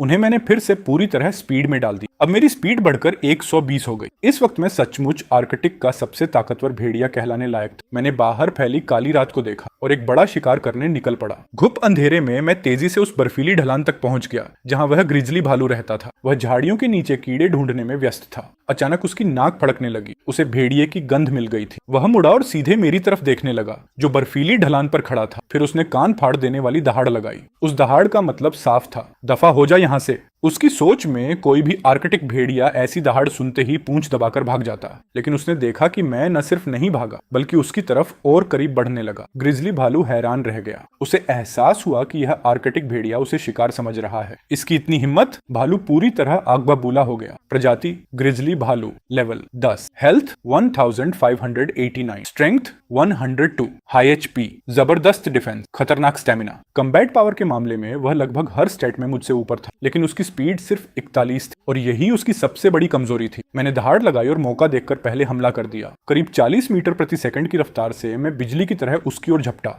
इतनी भयानक स्पीड उसने शायद कभी नहीं देखी थी। उसके गुस्से में अब हैरानी भी घुल चुकी थी। उसने जल्दी से पंजा घुमाया, लेकिन उससे पहले मेरा हमला पहुंच चुका था। 120 स्पीड प्लस 60 स्ट्रेंथ। एक घातक वार सीधा उसके सिर पर पड़ा। उसके माथे पर गहरा जख्म खुल गया और ताजा खून बहने लगा। भालू दर्द से पागलों की तरह दहाड़ उठा। उसे यकीन नहीं हो रहा था कि पहली ही भिड़ंत में वह घायल हो गया। मैं पलटकर पीछे हटा और फिर से उसके शरीर पर पंजा मारा, लेकिन इस बार ज्यादा असर नहीं हुआ। ग्रिजली पहले ही अपना पंजा उठाकर डिफेंस में आ चुका था। मेरी 60 स्ट्रेंथ उसकी मोटी खाल और मजबूत शरीर को पूरी तरह भेद नहीं पा रही थी। उसी समय भालू ने मौका पकड़ लिया। उसका विशाल पंजा मेरे सिर पर टूट पड़ा। मैं तेजी से पलटा और बाल बाल बच गया। उसका वार बर्फ पर पड़ा और वहां एक गहरा गड्ढा बन गया। 100 से ऊपर स्ट्रेंथ वाला यह ग्रिजली वाकई डरावना था। अगर उसका एक भी वार सीधे लग जाता तो शायद मेरी 10 जिंदगियां भी कम पड़ जाती। मुझे लगातार उसे जख्मी करके उसका हेल्थ धीरे धीरे खत्म करना था। मैंने फिर दहाड़ लगाई और दोबारा हमला किया। भालू अपनी लाल आंखों से मुझे घूरता रहा और फिर विशाल पंजा मेरी ओर घुमाया। धड़ाम! भेड़िए का पंजा और भालू का पंजा जोरदार टक्कर से भिड़ गए। उसकी स्ट्रेंथ मुझसे 40 से भी ज्यादा पॉइंट ऊपर थी। उस टक्कर ने मुझे कई मीटर पीछे उछाल दिया। काफी दूर जाकर मैं खुद को संभाल पाया। इस खूनी लड़ाई ने मेरे अंदर छिपी जंगली प्रवृत्ति को पूरी तरह जगा दिया था। जैसे ही उसे बढ़त मिली, भालू तुरंत मेरी तरफ झपटा। मैं तेजी से झुका, उसकी बगल से निकला और उसकी पीठ के पीछे पहुंच गया। फिर एक पंजा, दूसरा पंजा, तीसरा पंजा, लगातार उसके गर्दन और कंधे के पीछे गहरे वार करता गया। 3 से 4 सेंटीमीटर गहरे जख्म खुल गए और खून बहने लगा। भालू लड़खड़ा गया, लगभग बर्फ पर गिर ही पड़ा था। पीठ की जलती हुई पीड़ा ने उसे और ज्यादा पागल बना दिया। इसके बाद दर्जनों राउंड तक खूनी संघर्ष चलता रहा। अब उसके शरीर पर 10 से ज्यादा खुले घाव थे। खून लगातार टपक रहा था और बर्फ को लाल रंग में रंग रहा था, लेकिन उसका हेल्थ पूल अभी भी बेहद मोटा था। उसकी खतरनाक किलिंग इंटेंट जरा भी कम नहीं हुई थी। उसे मानना पड़ा कि यह आर्कटिक भेड़िया सचमुच बेहद ताकतवर था, लेकिन उसके हिसाब से इतना काफी नहीं था कि कोई उसका शिकार कर सके। मेरा शिकार करना चाहता है, अभी बहुत कच्चा है। उसी दबाव के बीच मैंने अपना टैलेंट एक्टिवेट कर दिया, हंटर टैलेंट। मेरी हरी भेड़िया आंखें अचानक खून जैसी लाल चमकने लगी। मेरे चारों पैर और मोटे हो गए, मांसपेशियां उभर आईं। मेरे पंजे लंबे होकर और ज्यादा धारदार बन गए। उन पर मौत जैसी ठंडी धूसर चमक झिलमिलाने लगी। एक गूंजती हुई दहाड़ के साथ मैं धुंधली परछाई बनकर सीधे ग्रिजली की ओर झपटा। मैं पहले से कहीं ज्यादा ताकतवर हो चुका था। ग्रिजली ने मेरे ओरा में आया बदलाव महसूस कर लिया। अब तो उसे मेरा शरीर साफ दिखाई भी नहीं दे रहा था, लेकिन उसके लिए पीछे हटने का रास्ता भी नहीं बचा था। धड़ाम! एक भयानक वार उसके शरीर पर पड़ा। यह ताकत पहले से कहीं ज्यादा थी। भालू गुस्से से दहाड़ा और पूरी शक्ति के साथ जवाबी हमला किया। भालू का पंजा और मेरा पंजा फिर जोरदार टक्कर से भिड़े, लेकिन इस बार मैं हवा में नहीं उड़ा। मैं सिर्फ एक कदम पीछे खिसका, जबकि ग्रिजली भालू भी आधा कदम पीछे खिसक गया। उसे शायद कभी सपने में भी नहीं लगा होगा कि कोई आर्कटिक भेड़िया उसकी बराबरी की ताकत रख सकता है। मेरा बिजली जैसी तेज और बेहद खूंखार हमला फिर से उस पर टूट पड़ा। पहला पंजा सीधा उसकी गर्दन पर लगा और एक इतना गहरा घाव बना दिया कि सफेद हड्डी तक दिखाई देने लगी। दूसरे पंजे ने उसकी पीठ से मांस का बड़ा टुकड़ा उधेड़ दिया। तीसरे पंजे ने उसके पंजे को चीरकर खून से लथपथ कर दी। इसके बाद मैंने लगातार न जाने कितने वार और कर डाले। अब ग्रिजली भालू को पूरे शरीर में सिर्फ असहनीय दर्द ही महसूस हो रहा था। उसकी आंखों के सामने सिर्फ खून ही खून दिखाई दे रहा था। उसने आखिरी बार दहाड़ लगाई। ये उसकी अडिग लड़ने की इच्छा का ऐलान था, लेकिन जब मैं बिजली जैसी स्पीड लेकर एक बार फिर उस पर टूटा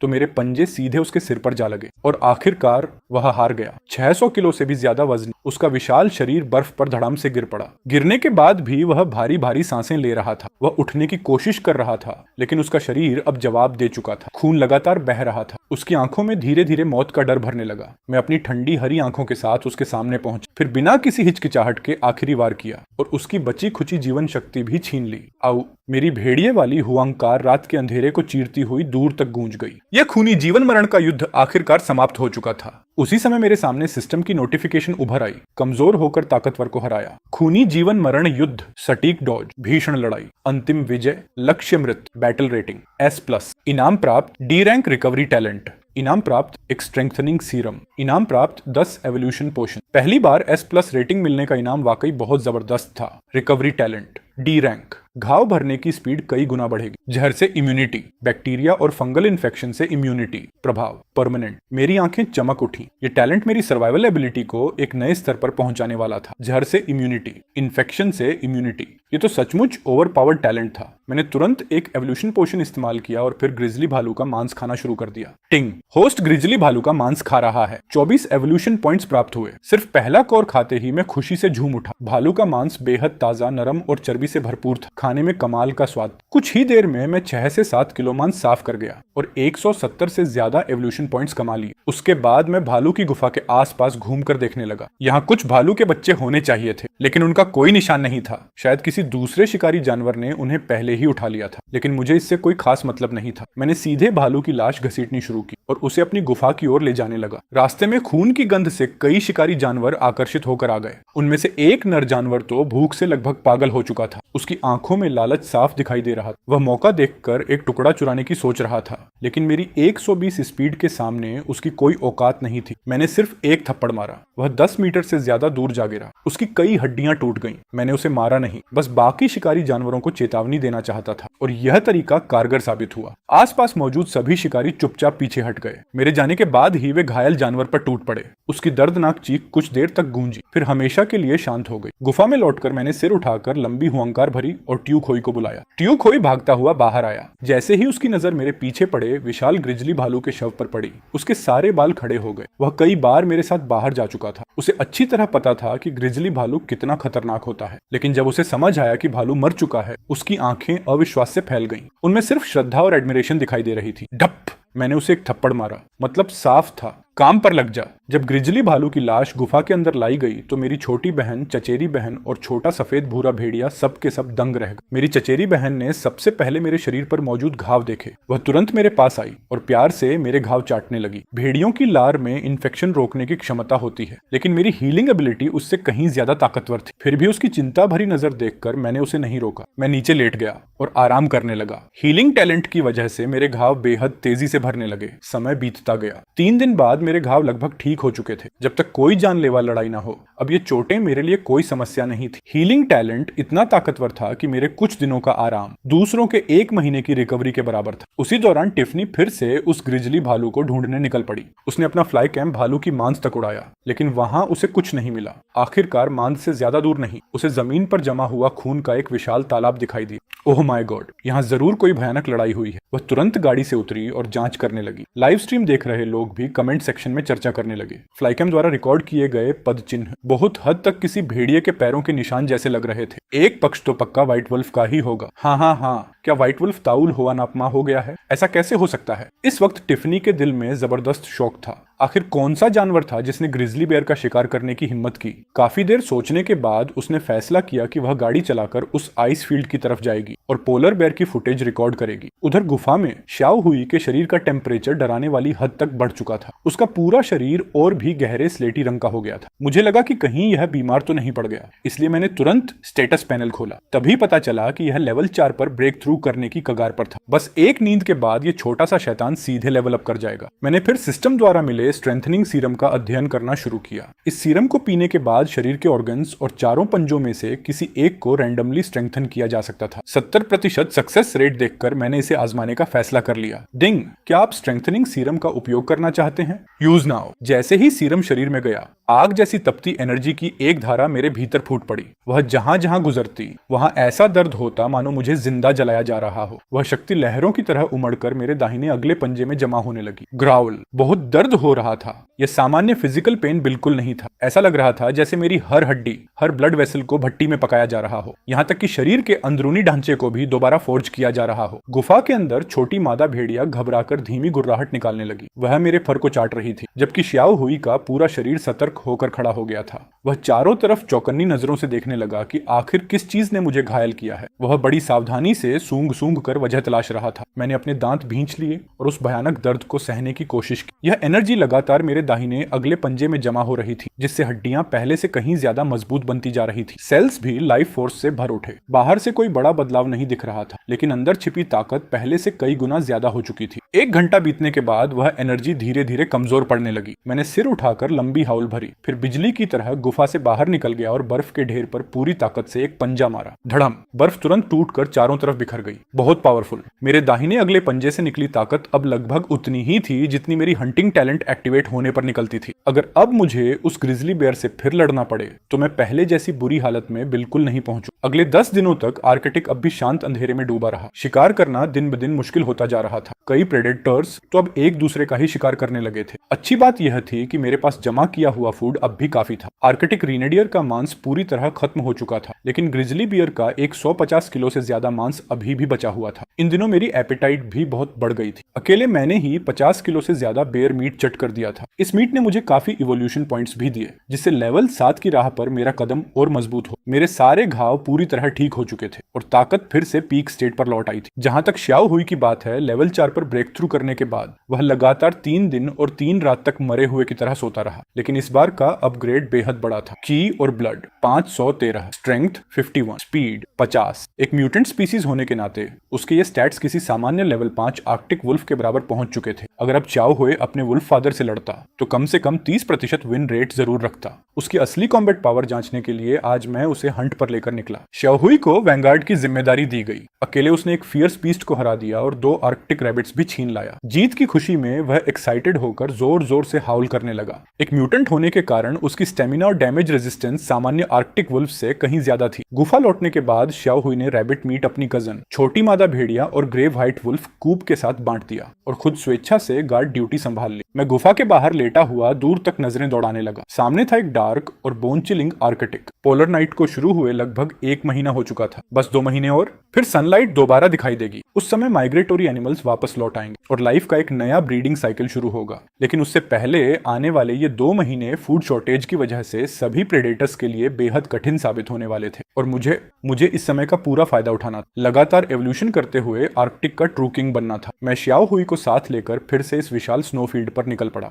हम दोनों ने बहुत बड़े इलाके की सर्च की, लेकिन आखिर में हाथ कुछ नहीं लगा। इस घने अंधेरे में पूरी दुनिया जैसे डेड साइलेंस में डूबी हुई थी। मैं स्नो स्लोप पर खड़ा होकर चारों तरफ देखने लगा। दूर, बहुत दूर आइस फील्ड वाले इलाके में हल्की सी ऑरोरा की चमक दिखाई दे रही थी। उसके अलावा कहीं भी लाइफ का कोई साइन नहीं था। आखिरकार मैंने फैसला किया कि उस आइस फील्ड में जाकर देखा जाए। आमतौर पर वहां पोलर बेयर्स घूमते रहते थे, इसलिए आर्कटिक वुल्व्स उस क्षेत्र में बहुत कम जाते थे। लेकिन आइस एज वाले इलाकों में मरीन क्रीचर्स की भरमार रहती थी, इसलिए फूड भी काफी मिल जाता था। कुछ ही देर बाद मुझे दूर कहीं टिमटिमाती लाइट्स दिखाई दी। मैं रुक गया और ऊंचाई से नीचे देखने लगा। मेरे बगल में खड़ा श्याओहुई तुरंत झुक गया और अटैक पोजीशन में आ गया। मैं इस चीज को पहचानता था। एक ऑन ऑफ रोड व्हीकल, शायद वही गाड़ी थी जिसे मैंने पिछली बार मस्क ओंक्स का शिकार करते समय देखा था। लगता है गाड़ी में बैठा कैमरा क्रू अभी आइस फील्ड से शूटिंग करके लौट रहा था। ऐसी पिच ब्लैक नाइट और भयंकर स्नोस्टॉर्म में भी जान जोखिम में डालकर शूटिंग कर रहे थे। सच में काफी डेडिकेटेड थे ये लोग। वो ऑफ रोड व्हीकल जल्दी ही नजरों से ओझल हो गई। गाड़ी में बैठे लोगों को मेरी मौजूदगी का बिल्कुल पता नहीं चला।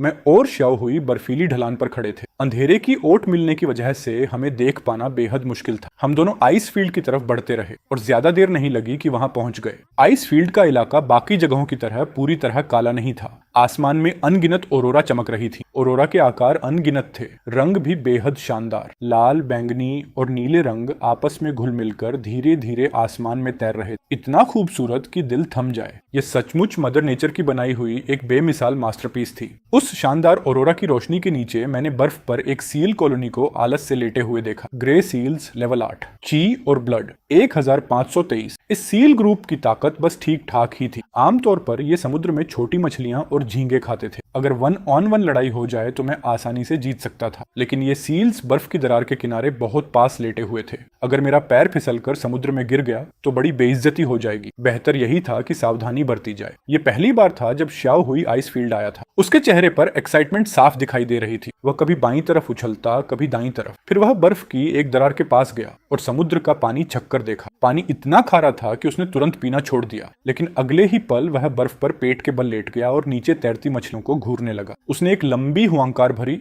और पंजा नीचे मारकर कुछ मछलियां पकड़ने की कोशिश की, लेकिन एक भी नहीं पकड़ पाया। गुस्से में उसके गले से गुर्राने की आवाज निकलने लगी। उसकी गुर्राहट सुनकर सातों सील्स उत्सुकता से उसकी तरफ देखने लगे। मैं भी बर्फ की दरार के किनारे पहुंचा और नीचे तैरती मछलियों को देखने लगा। फिर मैंने अचानक अपना पंजा पूरी ताकत से नीचे मारा। मेरे पंजे ने एक मछली की पीठ चीर दी। लाल खून तुरंत पानी में फैल गया। आर्कटिक ओशन की मछलियां बेहद आक्रामक और फुर्तीली होती। शिकार चूक जाना कोई बड़ी बात नहीं थी, लेकिन खून की गंध ने और ज्यादा मछलियों को आकर्षित कर लिया। जब से मैं वुल्फ बनकर पुनर्जन्म लिया था, तब से मैंने कभी मछली का स्वाद नहीं चखा था। मैंने श्याओ हुई को इशारा किया कि वह एक तरफ पहरा दे। फिर मैं पूरी तरह आइस होल पर ध्यान केंद्रित करने लगा। कुछ ही देर बाद लगभग 45 सेंटीमीटर लंबी एक आर्कटिक फिश तैरती हुई आई। मैंने दाहिना पंजा पूरी ताकत से नीचे मारा। पानी में एक छोटा सा व्हर्लपूल बन गया। मेरे तेज पंजे उसकी चमड़ी और शल्कों को चीरते हुए उसके शरीर में ढस गए। मछली पागलों की तरह तड़पने लगी, लेकिन उसकी ताकत धीरे धीरे कम होती गई। मैंने एक और पंजा मारा और उसे खींचकर बाहर निकाल लिया। यह देखकर पास पड़े सील्स की आंखें आश्चर्य से फैल गईं। वैसे ही आर्कटिक वुल्व्स का आइस फील्ड में शिकार करने आना बहुत दुर्लभ था, और यह विशाल आर्कटिक वुल्फ तो मछलियां भी पकड़ रहा था। मैंने मछली का पेट फाड़ा और खाना शुरू कर दिया। डिंग! होस्ट ने फ्रेश आर्कटिक फिश खाई। 4 एवोल्यूशन पॉइंट्स प्राप्त हुए। सिर्फ पहलाने वाला खाते ही अच्छे खासे एवोल्यूशन पॉइंट्स मिल गए। मछली का मांस बेहद ताजा और स्वादिष्ट था, नरम, लचीला और हल्का चबाने वाला। स्वाद में आर्कटिक रिनेडियर के मांस से बिल्कुल कम नहीं। मैंने फैसला किया कि कुछ और मछलियां पकड़ी जाएं। फिर मैंने सीधे एवोल्यूशन पोशन की तरह मछली निगलना शुरू कर दिया। डिंग! होस्ट ने फ्रेश आर्कटिक फिश खाई। 11.5 एवोल्यूशन पॉइंट्स प्राप्त हुए। करीब 3 किलो मछली देखते देखते मेरे पेट में पहुंच गई। अब फिश हंटिंग जारी रखनी थी। मैंने खून लगी मछली की खाल आइस होल में फेंक दी ताकि वह बेट का काम करे। कुछ ही देर बाद एक और आर्कटिक फिश वहां आ पहुंची। इस बार मेरा हमला बेहद तेज, सटीक और घातक था। मैंने उसे तुरंत दबोच लिया। उसका आधे से ज्यादा हिस्सा मैंने पहरा दे रहे श्याओ हुई की तरफ फेंक दिया। वह खुशी से कूं कूं करने लगा। फिर लगातार 3 आर्कटिक फिश पकड़ डाली। यह देखकर सील्स भी हैरानी भरी आवाजें निकालने लगे। लेकिन तभी मेरी नजर एक विशाल मछली पर पड़ी। उसकी लंबाई कम से कम 1.3 से 1.4 मीटर थी। वह नॉर्दर्न पाइक जैसी दिख रही थी। लेवल 5, की एंड ब्लड 869, स्ट्रेंथ 56। यह एक बेहद बड़ी और खूंखार शिकारी मछली थी। इसके जबड़ों की काट बेहद खतरनाक थी। मैंने आंखें सिकोड़ ली। यही है मेरा टारगेट। मैंने खून लगी मछली की खाल फिर से पानी में फेंक दी। तेज खून की गंध तुरंत फैल गई। वह नॉर्दर्न पाइक अपनी पूंछ हिलाते हुए सीधे आइस होल की तरफ तैर आई। उसने खाल को मुंह में लिया, फिर थूक दिया और वापस मुड़ने लगी। उसी पल मैंने मौका देखकर अपना दाहिना पंजा पूरी ताकत से नीचे मारा। मेरे तेज पंजे उसकी मोटी शल्कों वाली चमड़ी को चीरते हुए आर पार घुस गए। दर्द से तड़प कर वह पलटी और अपने नुकीले दांतों से मेरे पंजे को काटने दौड़ी, लेकिन उसने सपने में भी नहीं सोचा था कि मेरे पंजे उसकी निचली जबड़े को भी चीर डालेंगे। उसका जबड़ा आर पार छेद कर मेरा पंजा उसमें फंस गया। छपाक छपाक! पानी चारों तरफ उछलने लगा। वह नॉर्दर्न पाइक पागलों की तरह तड़पने लगी। पानी के भीतर 50 से ज्यादा स्ट्रेंथ वाला जीव कोई मामूली चीज नहीं था। मुझे अपना शरीर संभालने के लिए बाएं पंजे से बर्फ पर जोरदार प्रहार करना पड़ा। रस्साकशी जैसी इस लड़ाई के दौरान वह नॉर्दर्न पाइक बार बार अपने नुकीले दांतों से मेरी गर्दन के फर को काटने लगी, लेकिन मेरी चमड़ी बेहद मजबूत और लचीली थी। वह उसे भेद नहीं सकी। फिर भी उसकी बाइट फोर्स इतनी ज्यादा थी कि मुझे दर्द महसूस हुआ। जब वह लगातार काटने में व्यस्त थी, तभी मैंने दाहिने पंजे में पूरी ताकत भर दी। मेरे पूरे शरीर की शक्ति एक साथ फूट पड़ी और मैंने उस 1 मीटर से भी लंबी विशाल नॉर्दर्न पाइक को बेरहमी से आइस होल से बाहर घसीट लिया। ढप्प! पानी से बाहर आते ही वह बेतहाशा तड़पने लगी, लेकिन उसकी ताकतवर पूंछ अब सिर्फ बर्फ और बर्फीले कणों को उड़ाने तक ही सीमित रह गई थी। मैंने अपना दाहिना पंजा उठाया और उसके सिर पर लगातार कई वार की। धड़म धड़म धड़ाम। कुछ ही पलों में वह पूरी तरह निश्चल हो गई। श्याओ हुई ने जब अपने बड़े भाई को इतनी विशाल मछली पकड़ते देखा तो उसकी आंखें फटी की फटी रह गईं। उधर सील्स भी एक दूसरे को अवाक होकर देखने लगे। जाहिर सी बात है, मछली पकड़ना तो सील्स की स्पेशलिटी होती है, लेकिन उनके सामने खड़ा यह आर्कटिक वुल्फ आखिर क्या चीज। ये नॉर्दर्न पाइक करीब 40 से 50 किलो भारी थी। दिखने में काफी बड़ी थी, लेकिन वजन उतना ज्यादा नहीं था। मैंने श्याओ हुई को कहा कि वह मछली को गुफा तक खींच कर ले जाए, लेकिन जैसे ही मैं बर्फीली चट्टान छोड़कर जाने वाला था, मेरी बेहद संवेदनशील सिक्स्थ सेंस अचानक वार्निंग देने लगी। एक भयानक खतरे का एहसास पूरे शरीर में दौड़ गया। लेवल 6 पर ब्रेक थ्रू करने के बाद पहली बार मुझे इतना खतरनाक सिग्नल महसूस हुआ था। मैं तुरंत रुक गया। अगले ही पल सामने मौजूद एक विशाल आइस होल से एक एडल्ट मेल पोलर बेयर बाहर निकला। उसका शरीर बेहद विशाल था और उसे खतरनाक किलिंग इंटेंट निकल रही थी। वह पानी से बाहर आ रहा था और उसके मुंह में 3 मीटर से भी लंबी एक बेलुगा वेल दबी हुई थी। बर्फ पर चढ़ने के बाद उसने वेल की लाश को सीधे बर्फ पर फेंक दी। धड़ाम। भारी शव के गिरते ही पूरी आइस शीट हिल उठी। Adult mail polar bear, level 6, की and blood 2651, strength 169, defence 167, speed 69। बहुत ज्यादा पावरफुल। अब समझ आया कि मुझे इतना खतरनाक एहसास क्यों हो रहा था। ये पोलर बेयर उस ग्रिजली बेयर से कई गुना ज्यादा ताकतवर था जिसे मैंने कुछ समय पहले मारा था। यह जमीन पर भी खतरनाक था और पानी में भी बेमिसाल। स्टेमिना, स्ट्रेंथ और डिफेंस तीनों में इसे लगभग इनविंसिबल कहा जा सकता था। वाकई यह नेचर का फेवर्ड क्रिएचर था। हालांकि आज इस पोलर बेयर ने बेलुगा वेल का शिकार किया था, इसलिए इसकी काफी एनर्जी खर्च हो चुकी थी। उसने हमारी नॉर्दर्न पाइक भी देखी, लेकिन वह समझ गया कि उसका टारगेट हम नहीं है, इसलिए उसने हमारी तरफ ध्यान तक नहीं दिया। वह सीधे वेल की लाश पर चढ़ गया और उसे खाने लगा। मैंने राहत की सांस ली। फिर श्याओ हुई को इशारा किया कि मछली मुंह में दबाकर पीछे हट जाए। श्याओ हुई ने अपने कांपते शरीर को मुश्किल से संभाला। उसने मछली को मजबूती से पकड़ा और धीरे धीरे पीछे हटने लगा। मैं भी जान बचाकर भागा नहीं। एक वजह यह थी कि मेरी स्पीड पोलर बियर से ज्यादा नहीं थी। दूसरी वजह यह थी कि वाइल्ड नेचर में कभी भी डर जाहिर नहीं करना चाहिए, वरना सामने वाले शिकारी की हंटिंग इंस्टिंक्ट जाग सकती है। गुफा लौटते समय श्याओ हुई ने हीरो बनने की कोशिश की। वह अकेले नॉर्दर्न पाइक को पहाड़ पर खींचकर ले जाना चाहता था, लेकिन चाहे जितनी कोशिश कर ले सफल नहीं हुआ। आखिर में उसका पैर फिसल गया और वह मुंह के बल गिर पड़ा। उसके मुंह में बर्फ भर गई। आखिरकार मछली मुझे ही खींचकर लानी पड़ी। गुफा पहुंचने के बाद मैंने करीब 7 से 8 किलो ताजा फिश मीट निकालकर cousin wolf, little female wolf और व्हाइट ग्रे वुल्फ कूब के सामने डाल दी। लेकिन आज तीनों ने पहले ही ग्रिजली बियर का मांस भरपेट खा रखा था। सबके पेट गोल मटोल होकर फूल गए थे, इसलिए वे सिर्फ मछली को सूंघ कर देखने लगे। वे शायद ही कभी गुफा से बाहर निकले थे, इसलिए आर्कटिक ओशन की मछलियों के बारे में उन्हें कोई जानकारी नहीं थी। श्याओ हुई उनके पास जाकर पूरी शान से बताने लगा कि यह फिश कितनी स्वादिष्ट और जूसी है। छोटी मादा भेड़िया अपना गोल पेट थपथपा रही थी। उसे अफसोस हो रहा था कि उसने जरूरत से ज्यादा खा लिया। कजिन वुल्फ ने थोड़ा सा स्वाद चखा और फिर खाना छोड़ दिया। वैसे भी खाना गुफा में रखा था, जब मन करेगा तब खा लेंगे। मैं नॉर्दर्न पाइक का पेट फाड़ कर खाने लगा। डिंग। होस्ट ने नॉर्दर्न पाइक खाई। 15 एवोल्यूशन पॉइंट्स प्राप्त हुए। नॉर्दर्न पाइक काफी एवोल्यूशन पॉइंट्स देती थी और उसका मांस भी बेहद स्वादिष्ट। अचानक मेरी भूख और बढ़ गई। मैंने लगातार काट काट कर लगभग 13 से 14 किलो फिश मीट साफ कर दिया। भरपेट खाने के बाद मैंने श्याओ हुई को बुलाकर बाकी मांस खाने दिया और खुद धीरे धीरे गुफा के मुहाने तक चला गया। दूर क्षितिज की तरफ देखते हुए अचानक मुझे वुल्फ फादर और वुल्फ मदर की याद आने लगी। घर छोड़े हुए काफी समय हो चुका था। अब उनसे मिलने लौटने का समय आ गया था। अगली सुबह मैं फिर श्याओ हुई को साथ लेकर आइस फील्ड की तरफ निकल पड़ा। रास्ते में मैंने श्याओ हुई को कुछ आर्कटिक राइट्स का शिकार करने दिया ताकि उन्हें बैट की तरह इस्तेमाल किया जा सके। इस बार आइस फील्ड पर काफी जीव मौजूद थे। सील्स भी थे और कई बर्ड्स भी, लेकिन उनका शिकार करना आसान नहीं था। जो जीव इतनी लंबी पोलर नाइट में जिंदा बचे थे वे सभी बेहद सतर्क। मैंने चारों तरफ नजर दौड़ाई। पोलर बियर कहीं दिखाई नहीं दिया। मैंने श्याओ हुई को पहरा देने को कहा और खुद फिश हंटिंग शुरू कर दी। मैंने आर्कटिक राइट का पेट चीरकर उसे आइस होल में फेंक दिया। खून की तेज गंध तुरंत फैल गई। कुछ ही देर में कई मछलियां वहां पहुंच गईं और चारे के लिए लड़ने लगी। मैं धैर्य से सही मौके का इंतजार करता रहा। फिर अचानक पंजा मारा और लगभग 60 से 70 सेंटीमीटर लंबी एक नॉर्दर्न पाइक बाहर खींच ली। इसके बाद मैंने सिर उठाकर आसपास देखा। बर्फ पर काफी मरीन गार्बेज जमा था। दुनिया के अलग अलग समुद्रों से बहकर आया कचरा यहाँ पहुंचकर मोटी बर्फ में फंस गया था। मैंने सूंघते सूंघते एक छोटी फिशिंग नेट निकाल ली। वह अभी भी काफी सही हालत में थी। मछलियां ढोने के लिए यह नेट बहुत काम की चीज थी। सिर्फ मुंह से उठाने की तुलना में इससे कहीं ज्यादा मछलियां ले जाई जा सकती थी। नेट लेकर मैं वापस आइस होल के पास पहुंचा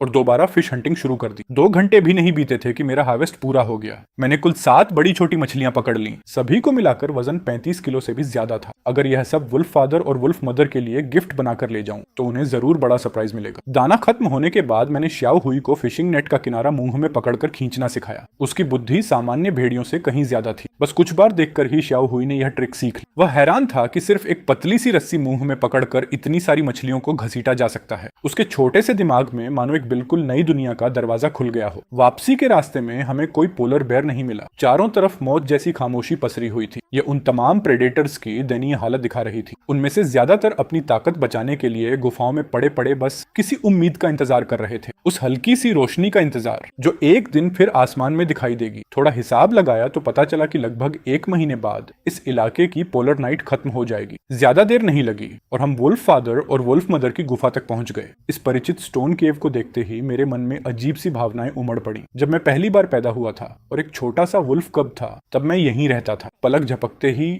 आधे साल से भी ज्यादा समय गुजर चुका था। आऊ, मैंने सिर उठाकर लंबी हुंकार भरी। कुछ देर बाद वुल्फ फादर की आकृति धीरे धीरे गुफा के मुहाने पर दिखाई दी। अंधेरे में उनकी आंखें हरी चमक बिखेर रही थी। उन्होंने तुरंत हमें देख लिया। शायद उन्होंने कभी सोचा भी नहीं होगा कि घर छोड़कर भटकने वाला उनका बेटा इतना विशाल और ताकतवर बन जाएगा। अब मैं उनसे कहीं ज्यादा मजबूत हो चुका था। वुल्फ फादर ने भी जवाब में एक लंबी हुंकार भरी, फिर तेजी से दौड़ते हुए आए और प्यार से मेरा फर चाटने लगे। एक अल्फा वुल्फ होने के नाते वुल्फ फादर आमतौर पर इतना स्नेह नहीं दिखाते थे। मैं साफ महसूस कर सकता था कि मुझे दोबारा देखकर वे बेहद खुश थे, लेकिन मैंने यह भी देखा कि वे काफी दुबले और कमजोर हो चुके थे। यह देखकर समझना मुश्किल नहीं था कि पोलर नाइट के दौरान वुल्फ पैक ने कितनी कठिन जिंदगी बिताई होगी। मैंने अपनी थूथन से इशारा किया और फिशिंग नेट में भरी मछलियों की तरफ उनका ध्यान खींचा। हालांकि उन्होंने शायद कभी मछली नहीं खाई थी, लेकिन एक अल्फा वुल्फ होने के नाते उनका अनुभव काफी बड़ा था। उन्हें जरूर समझ आ गया होगा कि यह क्या है। खून की गंध सूंघते ही उन्होंने अनायास लार निगल ली। मैंने नेट से एक मछली निकाली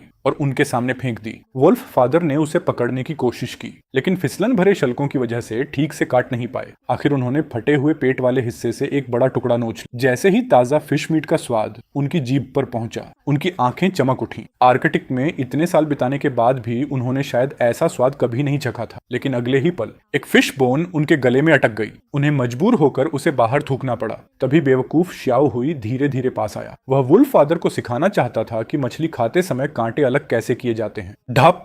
मैंने तुरंत उसे एक पंजा मार दिया और चुपचाप लेटने का इशारा किया। आखिर वुल्फ फादर अल्फा वुल्फ थे, उन्हें भी अपनी इज्जत रखनी। इस बेवकूफ श्याओ हुई को बीच में बोलने देने से अच्छा था कि वे खुद सीख लें। वुल्फ फादर ने हमें गुफा के अंदर आने का संकेत दिया। अंदर पहुंचते ही मैंने देखा कि बाकी वुल्फ्स गहरी नींद में पड़े हुए थे। उनकी हालत बेहद खराब थी। चेहरों पर थकान और निराशा साफ दिखाई दे रही थी। यहाँ तक कि 2 वुल्फ्स के शरीर पर अभी भी अधखुले घाव थे, जिनसे खून रिस रहा था। ये देखकर मेरा उत्साह तुरंत कम हो गया। मेरे मन में सवाल उठा, क्या मेरे जाने के बाद सच में कोई खतरनाक शिकारी वुल्फ पैक पर हमला करने आया था? बहुत जल्दी मुझे वुल्फ मदर भी दिखाई दी। उनकी हालत भी वुल्फ फादर जैसी ही थी। वे काफी कमजोर और दुबली हो चुकी थी। उनका चमकदार फर भी अपनी पुरानी रौनक खो चुका था। उन्हें इस हालत में देखकर मेरे दिल में दर्द उठ गया। वुल्फ मदर की नींद खुली। जैसे ही उन्होंने मुझे देखा, खुशी से हल्की आवाज निकाली और दौड़कर मेरे पास आ गई। फिर प्यार से मेरा फर चाटने लगी। उन्हें लगा कि शायद मैं भी भूखा रहा हूँ। उन्होंने हल्की गुर्राहट की और मुझे अपने सोने वाली जगह तक ले गई। फिर पंजों से खोदकर कुछ मोटे ताजे फील्ड माइस और कुछ काले रंग के बेरीज निकालकर मेरे सामने रख दी। इस बर्फीली पोलर नाइट में शायद यही उनका आखिरी बचा हुआ फूड रिजर्व था। इन चीजों में उनके सारे मातृत्व और प्यार की गर्माहट छिपी हुई थी। मेरी आंखें नम हो गईं। मैं बेहद भावुक हो उठा। मैंने मना नहीं किया, चुपचाप एक काला बेरी खा लिया। डिंग! होस्ट ने ब्लैक बेरी अब्सॉर्ब की। 6 एवोल्यूशन पॉइंट्स प्राप्त हुए। अरे,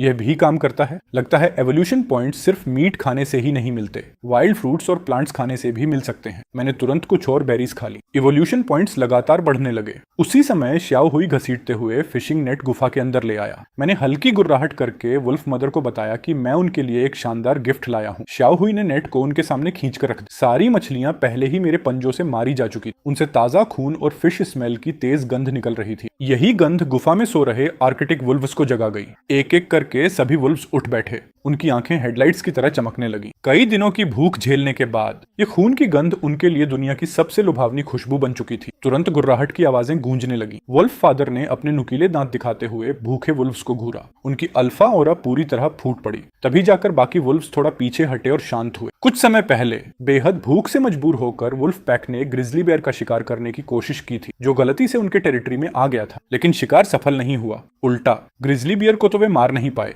और पैक के 2 वुल्फ्स गंभीर रूप से घायल हो गए। मुसीबत पर मुसीबत टूट पड़ी थी और पहले से ही कमजोर वुल्फ पैक को ऐसी हालत में पहुंचा दिया था जैसे काटने के लिए रखी गई मछली। मैंने तुरंत एक नॉर्दर्न पाइक और सबसे मोटी ताजी मछली उठाई और वुल्फ फादर तथा वुल्फ मदर के सामने रख दी। बाकी मछलियों का फैसला वुल्फ फादर ने किया। उन्होंने एक मछली अलग रख ली ताकि बाद में फूड रिजर्व के तौर पर इस्तेमाल की जा सके। बाकी मछलियां पैक के सदस्यों में बांट दी गईं। 2 बीटा वुल्फ्स को एक एक मछली मिली। आखिरी 2 मछलियां 4 ओमेगा वुल्फ्स के सामने फेंकी गईं और तुरंत खाने के लिए भयंकर फाइट शुरू हो गई। 2 घायल ओमेगा वुल्फ्स तुरंत पीछे धकेल दिए गए। वे बस एक कोने में पड़े कराहते रह गए। वुल्फ मदर की आंखों में साफ हैरानी दिखाई दे रही। इतनी कठिन पोलर नाइट के दौरान भी उनका बेटा इतना सारा फूड शिकार करके ला सकता था। उन्होंने प्यार से फिर मेरा फर चाटना शुरू कर दिया। आखिरकार उनकी नजर मछलियों पर गई। उन्होंने पंजे से मछली का पेट चीर दिया। जैसे ही मीठा और ताजा फिश मीट उनके मुंह में गया, उनकी आंखें चमक उठी। वुल्फ फादर भी पास आकर खाने लगे। उन्होंने खास तौर पर कम कांटों और कम शल्क वाले हिस्से वुल्फ मदर के लिए छोड़ दिए। ताजी फिश मीट की खुशबू और वुल्फ्स के खाने की आवाज पूरे केव में गूंजने लगी। जिसे भी हिस्सा मिला उसने सब कुछ साफ कर दिया, कुछ भी नहीं छोड़ा, यहाँ तक कि फिश बोन्स भी चबा गए। जल्द ही वुल्फ फादर और वुल्फ मदर दोनों पेट भरकर खा चुके थे। इस शानदार फिश फीस्ट ने पूरे पैक के ऊपर छाई उदासी को साफ कर दिया। वुल्फ मदर ने धीरे से 2 बार गुर्राहट की।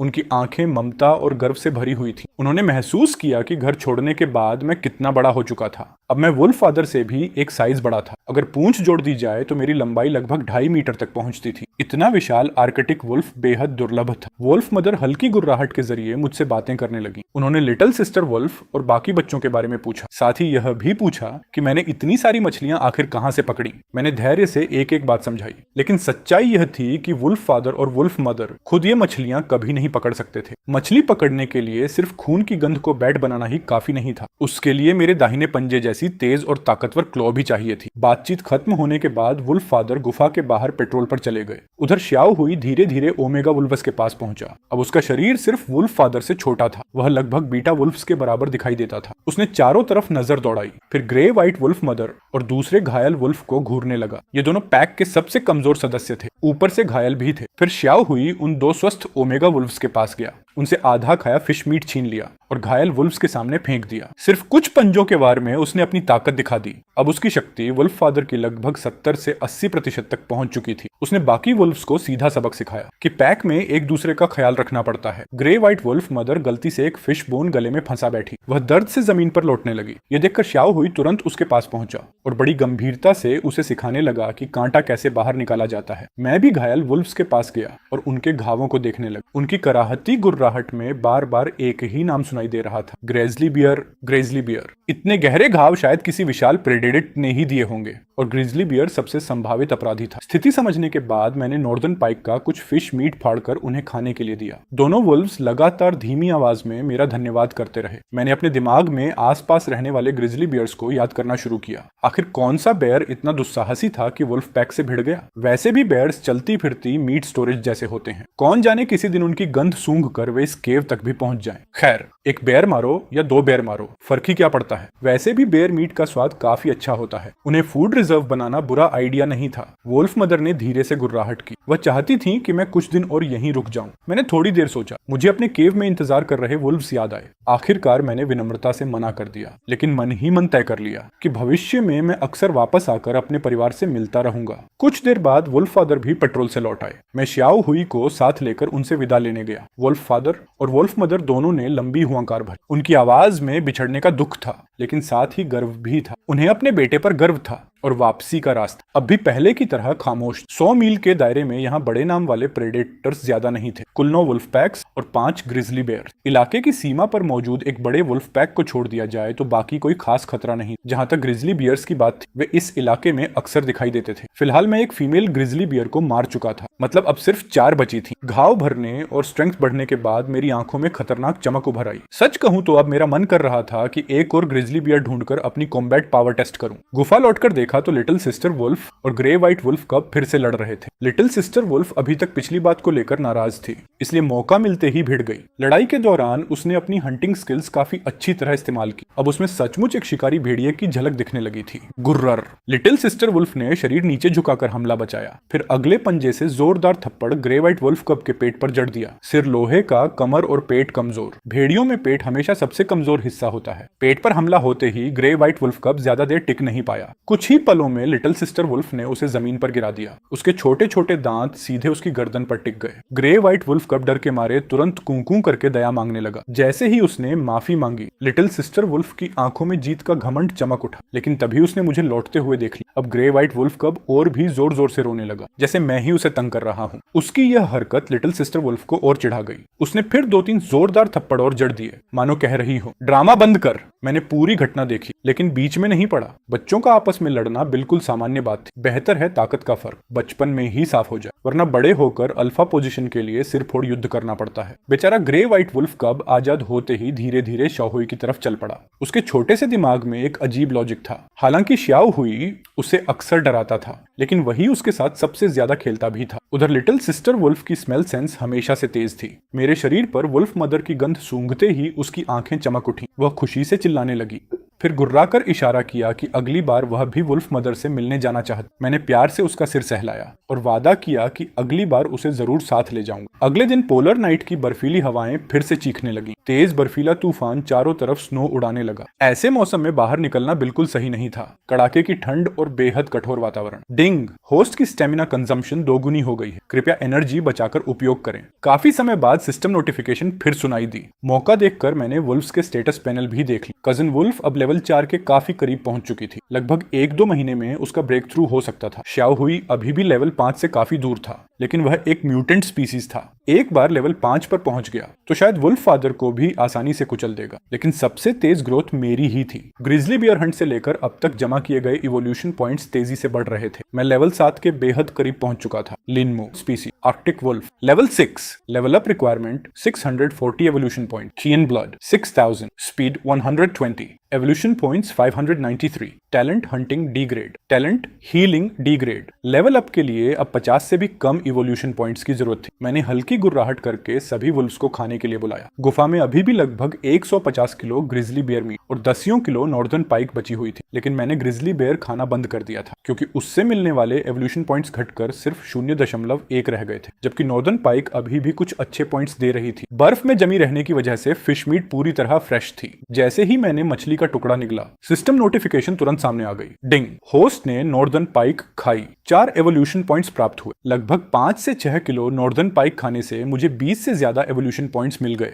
अगले 3 दिन यूं ही गुजर गए। आखिरकार बर्फीला तूफान रुक गया। मैं शाओहुई को लेकर गुफा से बाहर निकला। एक तरफ शिकार ढूंढ रहा था और दूसरी तरफ ग्रिजली बियर्स का पता भी लगा रहा था। लगभग 1 घंटे बाद मुझे एक बेयर डेन मिल गई। वह एक ऐसी फीमेल ग्रिजली बेयर थी जिसने कभी बच्चे नहीं दिए थे। पोलर नाइट शुरू होने से पहले उसने काफी फूड जमा कर लिया था और अब विंटर हिबरनेशन में जाकर इस लंबे अंधेरे दौर को पार करने की कोशिश कर रही थी। इस ग्रिजली बियर का इलाका वुल्फ फादर और वुल्फ मदर से काफी दूर था। यकीनन यही वो बेयर नहीं थी जिसने वुल्फ पैक से लड़ाई की थी। मैंने तलाश जारी रखी। रास्ते में एक लोन वुल्फ दिखाई दिया जो अकेला भटक रहा था। उसका शरीर लगभग मेरे कजिन वुल्फ जितना ही था। शायद कोई 2 साल का जवान वुल्फ था, लेकिन उसकी हालत बेहद खराब थी। हड्डियां तक दिखाई दे रही थी। गीला फर शरीर से चिपका हुआ था। उसकी पुरानी चमक पूरी तरह गायब हो चुकी थी। फिर भी चाहे वह कितना भी कमजोर क्यों न दिख रहा हो, जैसे ही उसने हमें देखा, उसकी आंखों में खतरनाक चमक उभर आई। वह तुरंत पीछे हट गया और डिफेंसिव स्टांस में आ गया। लगता था उसने जंगल का एक नियम अच्छी तरह सीख लिया था। इस बेरहम दुनिया में दया मांगने वालों के लिए कोई जगह नहीं होती। जिंदा रहना है तो दांत और पंजे दिखाने पड़ते हैं। मुझे और शाओहुई को उसमें कोई दिलचस्पी नहीं थी। हमने बस एक नजर डाली और आगे बढ़ गए, लेकिन हमें नहीं पता था कि जैसे ही हमने पीठ फेरी, झाड़ियों में एक और परछाई छिपी हुई थी। वह भी भूख से बेहाल थी। वह जमीन से चिपक कर धीरे धीरे उस जवान वुल्फ की तरफ बढ़ रही थी। उसकी आंखों में ठंडी किलिंग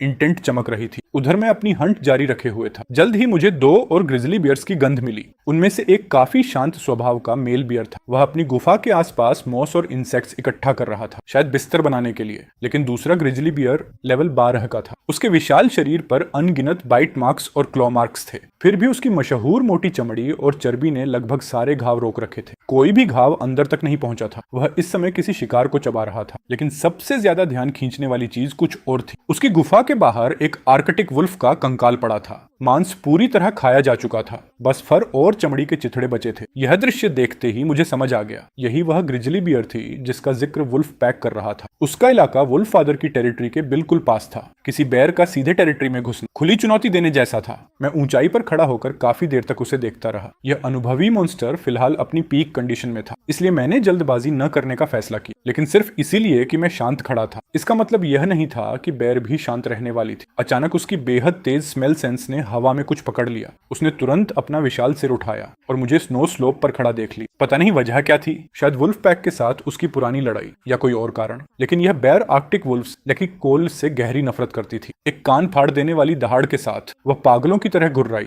यहाँ तक कि आधा खाया शिकार भी छोड़ दिया और सीधे मेरी तरफ दौड़ पड़ी। सामान्य तौर पर सिर्फ वुल्फ पैक से लड़ने भर से कोई इतना पागल नहीं होता, लेकिन मैंने भी पीछे हटने का इरादा नहीं किया। मेरी आंखों में ठंडी क्रूरता चमक उठी। स्वर्ग का रास्ता खुला था, तू गया नहीं। नरक का दरवाजा बंद था, फिर भी सिर मारकर आ गया। मैंने गुर्रा कर श्याओ हुई को दूर हटने का इशारा किया। घने अंधेरे में एक खूनी बैटल शुरू हो चुकी थी। बेयर गरजते हुए तेजी से ऊपर चढ़ रही थी। उसकी आंखों में जलती हुई नफरत साफ दिखाई दे रही थी। तभी मुझे सच्चाई समझ आई। कुछ समय पहले जिस फीमेल ग्रिजली बियर को मैंने मारा था, वह इसी बेयर की साथी थी या उस खूनी जगह तक पहुंची थी। उसने वहां छोड़ी गई गंध सूंघी थी और अब वह मुझे पहचान चुकी थी। बेयर्स बहुत लंबे समय तक दुश्मनी याद रखते हैं। उसकी नफरत सिर्फ अपनी साथी की मौत के लिए नहीं थी, बल्कि उस बच्चे के लिए भी थी जो लगभग मर ही गया था। अपने खून से जुड़े बच्चों की रक्षा करना हर नर जीव की जन्मजात प्रवृत्ति होती है। बियर पागलों की तरह स्नो स्लोप पर चढ़ती आई। जब उसने देखा कि मैं भाग नहीं रहा, तो वह पिछले पैरों पर खड़ी हो गई और अपने विशाल पंजों से मुझ पर टूट पड़ी। धड़ाम! उसका भारी पंजा बर्फीली ढलान पर गिरा। बर्फ और बर्फीले टुकड़े चारों तरफ उड़ गए, लेकिन जब स्नोडस्ट बैठी,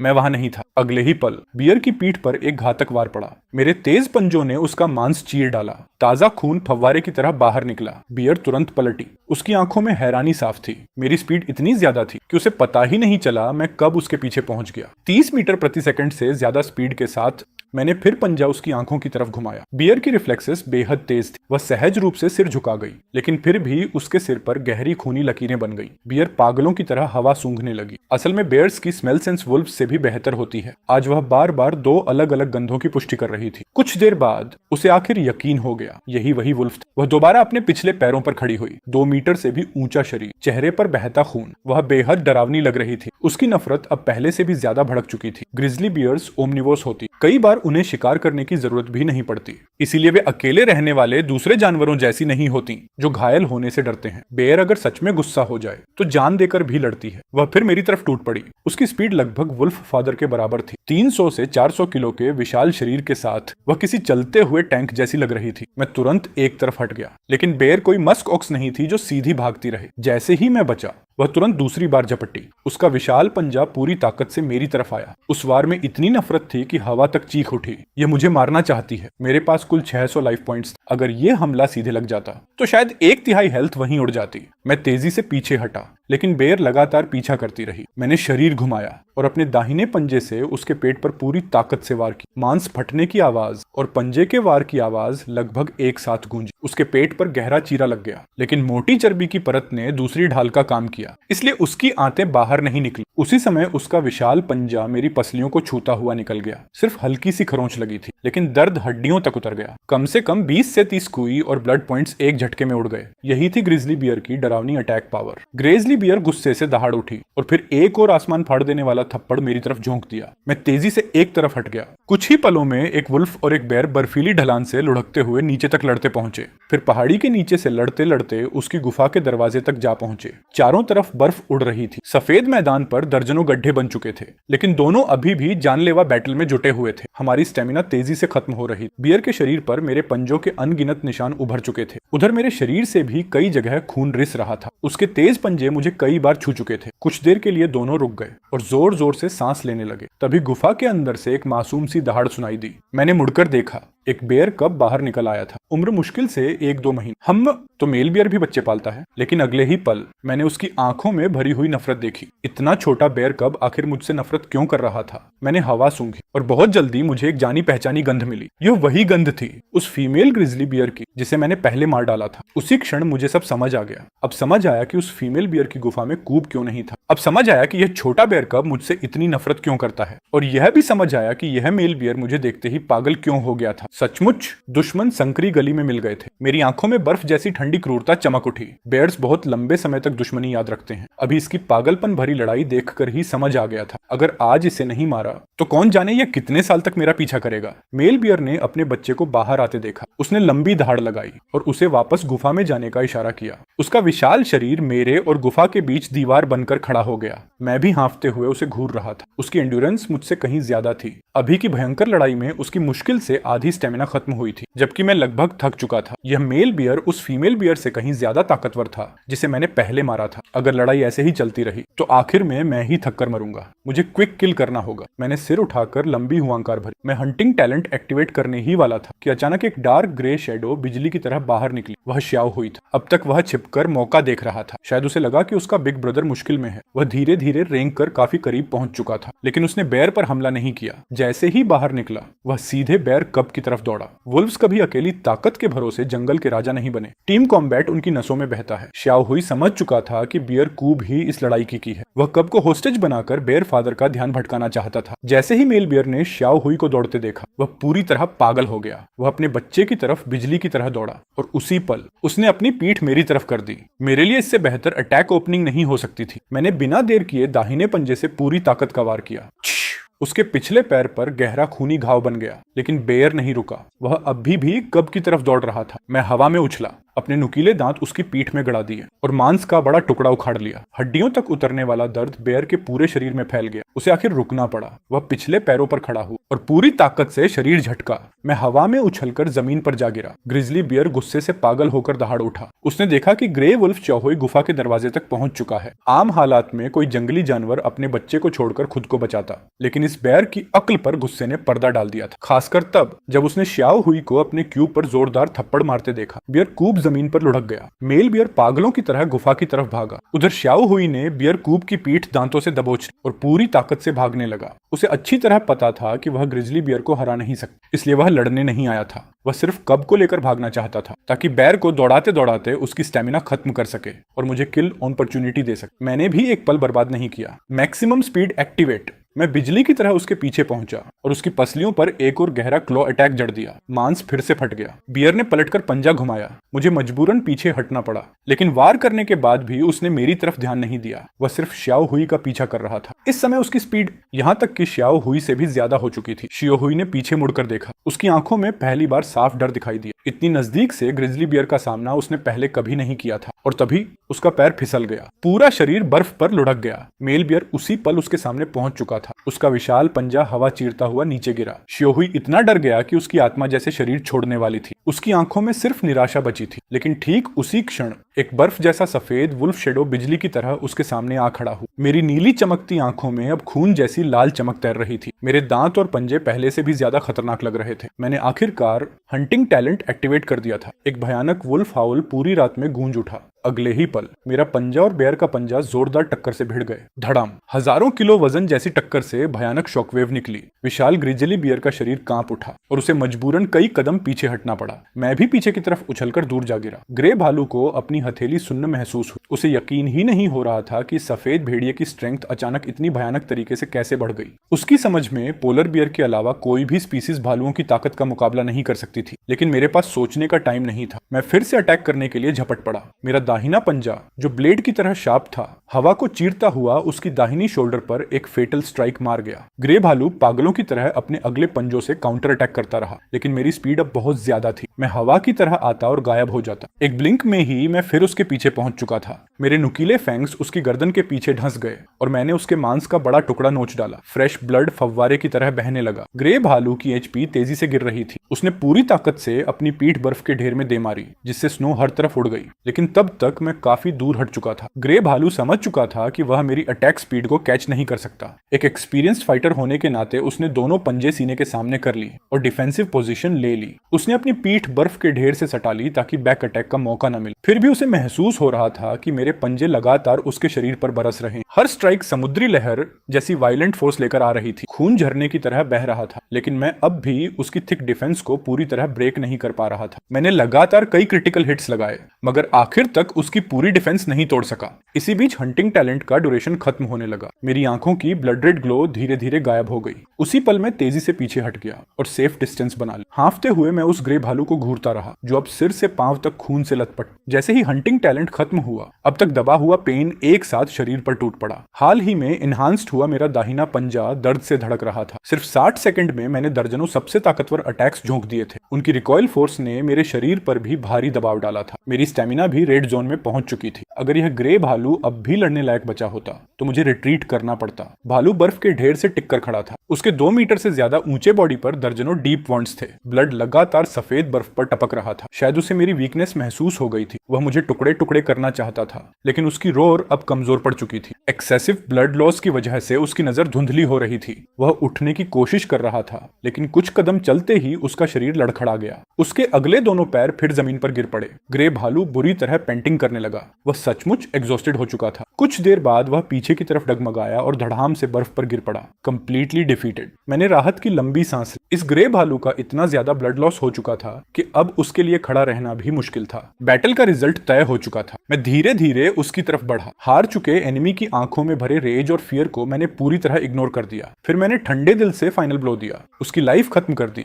और साथ ही उसकी सारी पेन भी। मेरी वुल्फ हाउल आसमान में गूंज उठी, जैसे इस बैटल के एंड की घोषणा कर रही हो। तुरंत सिस्टम नोटिफिकेशंस मेरी आंखों के सामने उभर आए। Fight above your level, blood battle, perfect dodge, team coordination, brutal battle, final victory, target eliminated, battle rating SS rank, reward 1 mutant serum, reward 10 evolution potions. पहली बार मुझे डबल एस रैंक मिला था। मैं तो मसल एनहांसमेंट सीरम की उम्मीद कर रहा था, लेकिन रिवॉर्ड में 2 बिल्कुल अलग तरह के आइटम्स मिले। मैंने नजर घुमाकर उस बेयर कब को देखा, जो बर्फ में लुढ़कता हुआ भागने की कोशिश कर रहा था। ये छोटा सा शैतान चुपके एस्केप करने की कोशिश कर रहा था। इस बेयर कब की विटैलिटी और इंटेलिजेंस उसकी उम्र से कहीं ज्यादा थी। मैं बर्फीली ढलान पर चढ़ गया और उसकी इंफॉर्मेशन स्कैन की। Species grizzly bear, mutant type, level 1, vitality 352। अब समझ आया सिर्फ 1-2 महीने का कब होकर भी इसकी वाइटैलिटी और इंटेलिजेंस इतनी ज्यादा क्यों है। इसके स्टैट्स तो 1 साल से ज्यादा उम्र वाले वुल्फ कब्स के बराबर पहुंच चुके थे। अगर इसे कोई एडल्ट बेयर न भी संभाले, तब भी इसके आर्कटिक में सर्वाइव करने के चांसेस काफी ज्यादा थे। इसकी फ्यूचर ग्रोथ पोटेंशियल बेहद डरावनी थी। घास उखाड़नी हो तो जड़ समेत उखाड़नी चाहिए। पूरे फैमिली को साथ मिलना चाहिए। मेरी स्टेमिना लगभग खत्म हो चुकी थी। अब मेरी स्पीड सिर्फ 10 से 15 मीटर प्रति सेकंड बची थी, लेकिन एक बेयर कब को पकड़ने के लिए यह भी काफी थी। बियर कूब ने पीछे मुड़कर मुझे देखा और डर के मारे उसकी रूह कांप गई। फिर वही डीमन जिसने अभी उसके माता पिता दोनों को मार डाला था। मेरी आंखों में अब भी किलिंग इंटेंट की जरा भी कमी नहीं थी। शुरू से ही उसकी आंखों में छिपी हेट्रेड साफ दिखाई दे रही और वही नजर साबित कर रही थी कि वह कभी भी सच में सबमिट नहीं करेगा। घोंसले में ही खतरे को कुचल देना हमेशा सबसे अच्छा ऑप्शन होता है। मेरे भेड़िए के पंजे बेरहमी से उठे। ये ग्रे भालू का बच्चा अभी सिर्फ 1-2 महीने का था। उसके पास बचाव करने की कोई ताकत नहीं थी। सिर्फ एक पंजे के वार में उसकी जिंदगी खत्म हो गई। अगर यह भालू का बच्चा बड़ा हो जाता तो यकीनन आर्कटिक का एक बड़ा ओवरलॉर्ड बनता, लेकिन अब उसे वह मौका कभी नहीं मिलने वाला था। मैंने भालू के बच्चे की लाश उठाई और वापस चल पड़ा। तभी देखा कि त्याऊ हुई पहले ही ग्रे भालू की लाश खींचना शुरू कर चुका था। ये ग्रे भालू पिछली वाली मादा भालू से भी ज्यादा भारी था, कम से कम 700 जिन का। अच्छी बात यह थी कि त्याऊ हुई की स्ट्रेंथ काफी बढ़ चुकी थी, इसलिए अब वह अकेले भी इतनी बड़ी लाश घसीट सकता था। मैंने भालू के बच्चे की लाश उसके ऊपर फेंकी और खुद आगे रास्ता दिखाने लगा। वापसी के रास्ते में जब हम उसी जगह से गुजरे तो मैंने उस दुबले पतले अकेले भेड़िए को फिर देखा। उसकी आंखों में जंगली किलर इंटेंट चमक रही थी। उसके दांत एक अजीब जानवर के गले में गहरे ढंसे हुए थे। हालांकि शिकार के पंजों ने उसके पूरे शरीर को लहूलुहान कर दिया था, फिर भी वह किसी कीमत पर अपना जबड़ा नहीं छोड़ रहा था। काफी देर बाद जब वह जानवर पूरी तरह मर गया, तब जाकर उसने मुंह छोड़ा। वह हांफने लगा। भूख से उसका शरीर सिर्फ हड्डियों का ढांचा रह गया था। वह उस शिकार को खाना चाहता था, लेकिन उसके शरीर में अब ताकत नहीं बची थी। गंभीर घावों ने उसके शरीर का बचा खुचा खून और लाइफ फोर्स भी खींच लिया था। क्या वह मरने वाला था? उसकी आंखों में गहरा दुख दिखाई दे रहा था। कुछ देर बाद उसकी पलकों पर भारीपन छाने लगा। जब उसकी आंखें बंद होने लगी, उसके मन में सिर्फ एक ख्याल आया, अगर मरना ही है तो कम से कम मेरी लाश माँ बाप खा ले, कम से कम उनका पेट तो भर जाएगा। यही दृश्य मैं और त्याऊ हुई रास्ते से गुजरते हुए देख रहे थे। मैंने उस भेड़िए को देखा जिसकी सांस अभी पूरी तरह टूटी नहीं थी। फिर उसके द्वारा मारे गए शिकार को देखा। मैं आगे बढ़ा और दोनों लाशों को उठाकर ग्रे भालू की लाश पर फेंक दी। ये छोटा भेड़िया सिर्फ लेवल 3 था, फिर भी उसने जान की बाजी लगाकर लेवल 4 के शिकार को मार गिराया था। इतना काफी था यह साबित करने के लिए कि उसका स्वभाव बेहद क्रूर, साहसी और निर्णायक था। चलो इसे भी साथ ले चलते हैं। अगर बच गया तो अच्छा है, अगर मर गया तो शायद यही उसकी किस्मत थी। ग्रे भालू के साथ हुई इस बैटल ने मुझे पैक फाइटिंग की अहमियत और ज्यादा समझा दी। ऊपर से टीम कॉम्बैट करने पर सिस्टम अतिरिक्त रेटिंग पॉइंट्स भी देता था। इसी वजह से मैं अपने वुल्फ पैक को और बड़ा करने के बारे में सोचने लगा। जब हम गुफा लौटे तो खून की गंध ने सो रही छोटी बहन भेड़िया को तुरंत जगा दिया। मुझे एक और विशाल ग्रे भालू की लाश और ढेर सारी लूट लेकर लौटते देख वह खुशी से उछल पड़ी। वह उत्साहित होकर जोर जोर से हुआ हुआ करने लगी। इस लड़ाई में मेरी एनर्जी बहुत ज्यादा खर्च हो चुकी थी। मैं अपनी जगह पहुंचते ही धम्म से लेट गया। त्याहुई भी हांफता हुआ जमीन पर फैल गया और सो गया। मैंने धीमे से गुर्राकर चचेरी बहन भेड़िया को इशारा किया कि वह उस अकेले भेड़िए की देखभाल करे। उसने बर्फ तोड़ी और उसके मुंह में छोटे छोटे टुकड़े डाले। जीने के इंस्टिंक्ट के सहारे उस छोटे भेड़िए ने बर्फ को निगलना शुरू कर दिया। बर्फ पिघलकर पानी बनी और सीधे उसके पेट में उतर गई। काम खत्म होने के बाद चचेरी बहन फिर मेरे पास लौट आई। मेरे शरीर पर पड़े गहरे घाव देखकर उसने प्यार से उन्हें चाटना शुरू कर दिया। अगले दिन मैं गहरी नींद से जागा। हालांकि शरीर में अभी भी दर्द था, लेकिन हालत काफी बेहतर हो चुकी थी। मेरे सेल्फ हीलिंग टैलेंट की वजह से ग्रे भालू के पंजों से बने घाव कोई बड़ी बात नहीं थी। क्षितिज पर हल्की रोशनी दिखाई देने लगी थी। ये चमकदार किरणें जैसे घोषणा कर रही थीं कि आर्कटिक की लंबी अंधेरी रात अब खत्म होने वाली है। गर्म मौसम आने वाला था। मैंने तुरंत एक प्यूरिफिकेशन पोटीन इस्तेमाल की, फिर भालू की पित्त थैली निकालकर पूरी निगल गया। डिंग, बधाई हो होस्ट, आपने लेवल 12 बेयर गोल को सफलतापूर्वक अब्सॉर्ब कर लिया है। 100 एवोल्यूशन पॉइंट्स प्राप्त हुए। इस बार मिले पॉइंट्स पिछली बार से कहीं ज्यादा थे। यह साफ था कि जितना ऊंचा लेवल का शिकार होगा उसके शरीर का एसेंस उतने ज्यादा एवोल्यूशन पॉइंट्स देगा। अब मैं लेवल अप की दहलीज पर पहुंच चुका था। तुरंत एवोल्यूशन एनर्जी की रहस्यमयी लहर पूरे शरीर में फैल गई। जो घाव अभी कल ही पपड़ी बने थे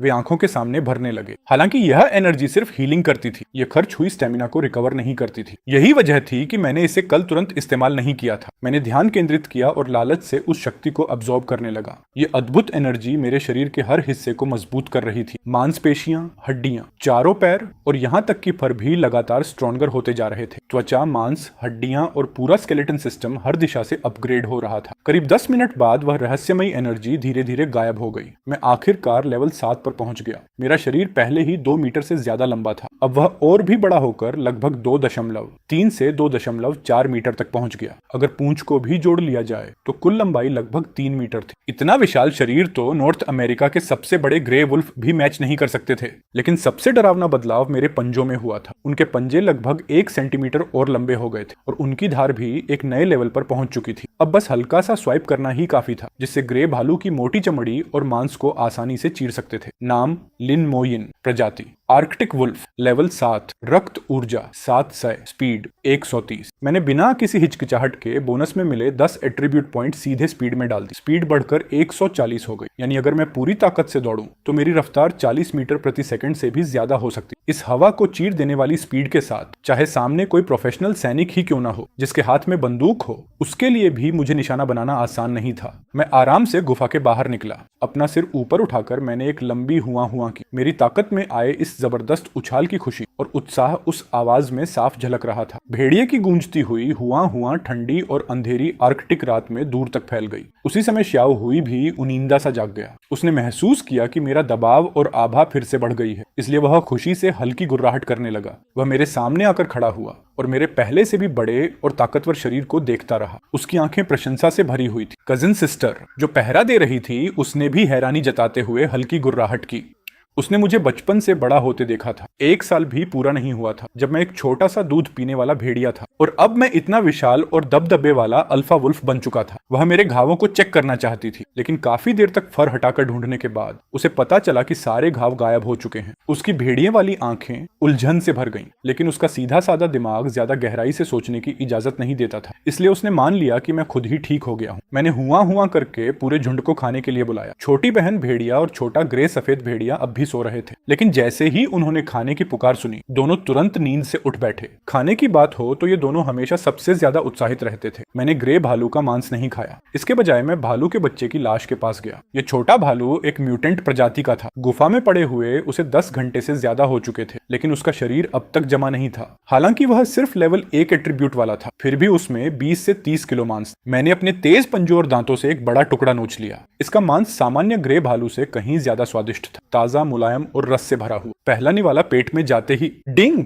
होस्ट ने म्यूटेंट ग्रे भालू का मांस खाया। 45 इवोल्यूशन पॉइंट प्राप्त हुए। ये संख्या मेरी कल्पना से कहीं ज्यादा थी, लगभग उतनी ही जितनी मुझे पहले आधी से ज्यादा आर्कटिक मछली खाने पर मिली थी। इतने विशाल इवोल्यूशन पॉइंट्स देखकर मेरी भूख और भी बढ़ गई। डिंग, होस्ट ने म्यूटेंट ग्रे भालू का मांस खाया। 42 इवोल्यूशन पॉइंट प्राप्त हुए। डिंग, होस्ट ने म्यूटेंट ग्रे भालू का मांस खाया। 39 इवोल्यूशन पॉइंट प्राप्त हुए। हालांकि म्यूटेंट ग्रे भालू का मांस बहुत ज्यादा इवोल्यूशन पॉइंट देता था, लेकिन इसकी गिरावट भी काफी तेज थी। हर बार लगभग 3 पॉइंट कम हो रहे थे, जो दूसरे खाद्य पदार्थों की तुलना में बहुत ज्यादा था। लेकिन मुझे इसकी परवाह नहीं थी। मैं लगातार बड़े बड़े निवाले निगलता गया। सिर्फ 7 से 8 किलो म्यूटेंट भालू का मांस खाने के बाद ही मेरा पेट पूरी तरह भर गया। लेकिन इतने से ही मुझे 200 से ज्यादा इवोल्यूशन पॉइंट मिल चुके थे। खाने के बाद मैंने उस अनाथ भेड़िए के बच्चे की तरफ देखा, जो अभी भी बेहोश पड़ा था। मैंने भालू के बच्चे के शरीर का सबसे मुलायम और सबसे ज्यादा खून वाला हिस्सा फाड़कर सीधे उसके मुंह में ठूंस दिया। यह म्यूटेंट ग्रे भालू का मांस था, जिसमें बेहद ज्यादा पोषण और ऊर्जा भरी हुई थी। वह जिंदा रह पाएगा या नहीं,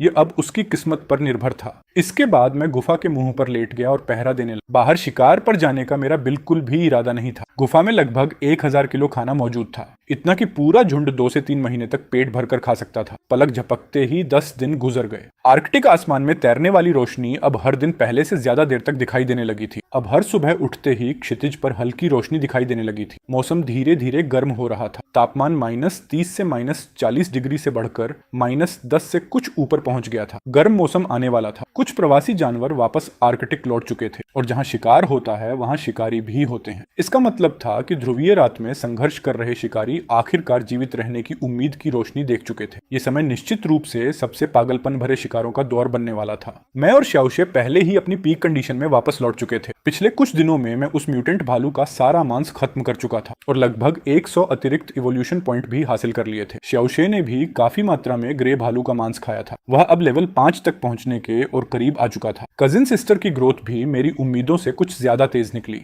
वह जल्द ही लेवल 4 में ब्रेक थ्रू करने वाली थी। ब्रेक थ्रू के बाद उसकी ताकत एक वयस्क मादा आर्कटिक वुल्फ के बराबर हो जाएगी। तब वह गुफा की रखवाली कर सकेगी और दोनों छोटे भेड़ियों को ज्यादा सुरक्षा का एहसास मिलेगा। जहां तक उस अकेले भेड़िए के बच्चे की बात थी, वह अपनी जबरदस्त जीवटता की वजह से बच गया था। हालांकि उसके शरीर के घाव अब भी पूरी तरह ठीक नहीं हुए थे, लेकिन उसकी हालत स्थिर हो चुकी थी। अब वह मुश्किल से सही, लेकिन खड़ा होकर चल फिर सकता था। उस छोटे अकेले भेड़िए को पहले पूरा यकीन था कि वह मरने वाला है, लेकिन जब वह जागा तो उसके सामने एक पूरा भेड़ियों का झुंड था। उसकी यादों में बर्फीली रातों में भेड़ियों के झुंड अक्सर एक दूसरे को खा जाते थे, लेकिन जब उसने गुफा के अंदर 700 से 800 किलो वजनी ग्रे भालू की लाश देखी और बाकी भेड़ियों के चमकदार फर, ऊर्जावान हालत को देखा, तब उसे एहसास हुआ कि यह भेड़ियों का झुंड उन सभी झुंडों से बिल्कुल अलग था जिन्हें वह पहले जानता था। और इस अकेले भेड़िए के बच्चे की बुद्धि भी सामान्य भेड़ियों की तुलना में काफी ज्यादा थी।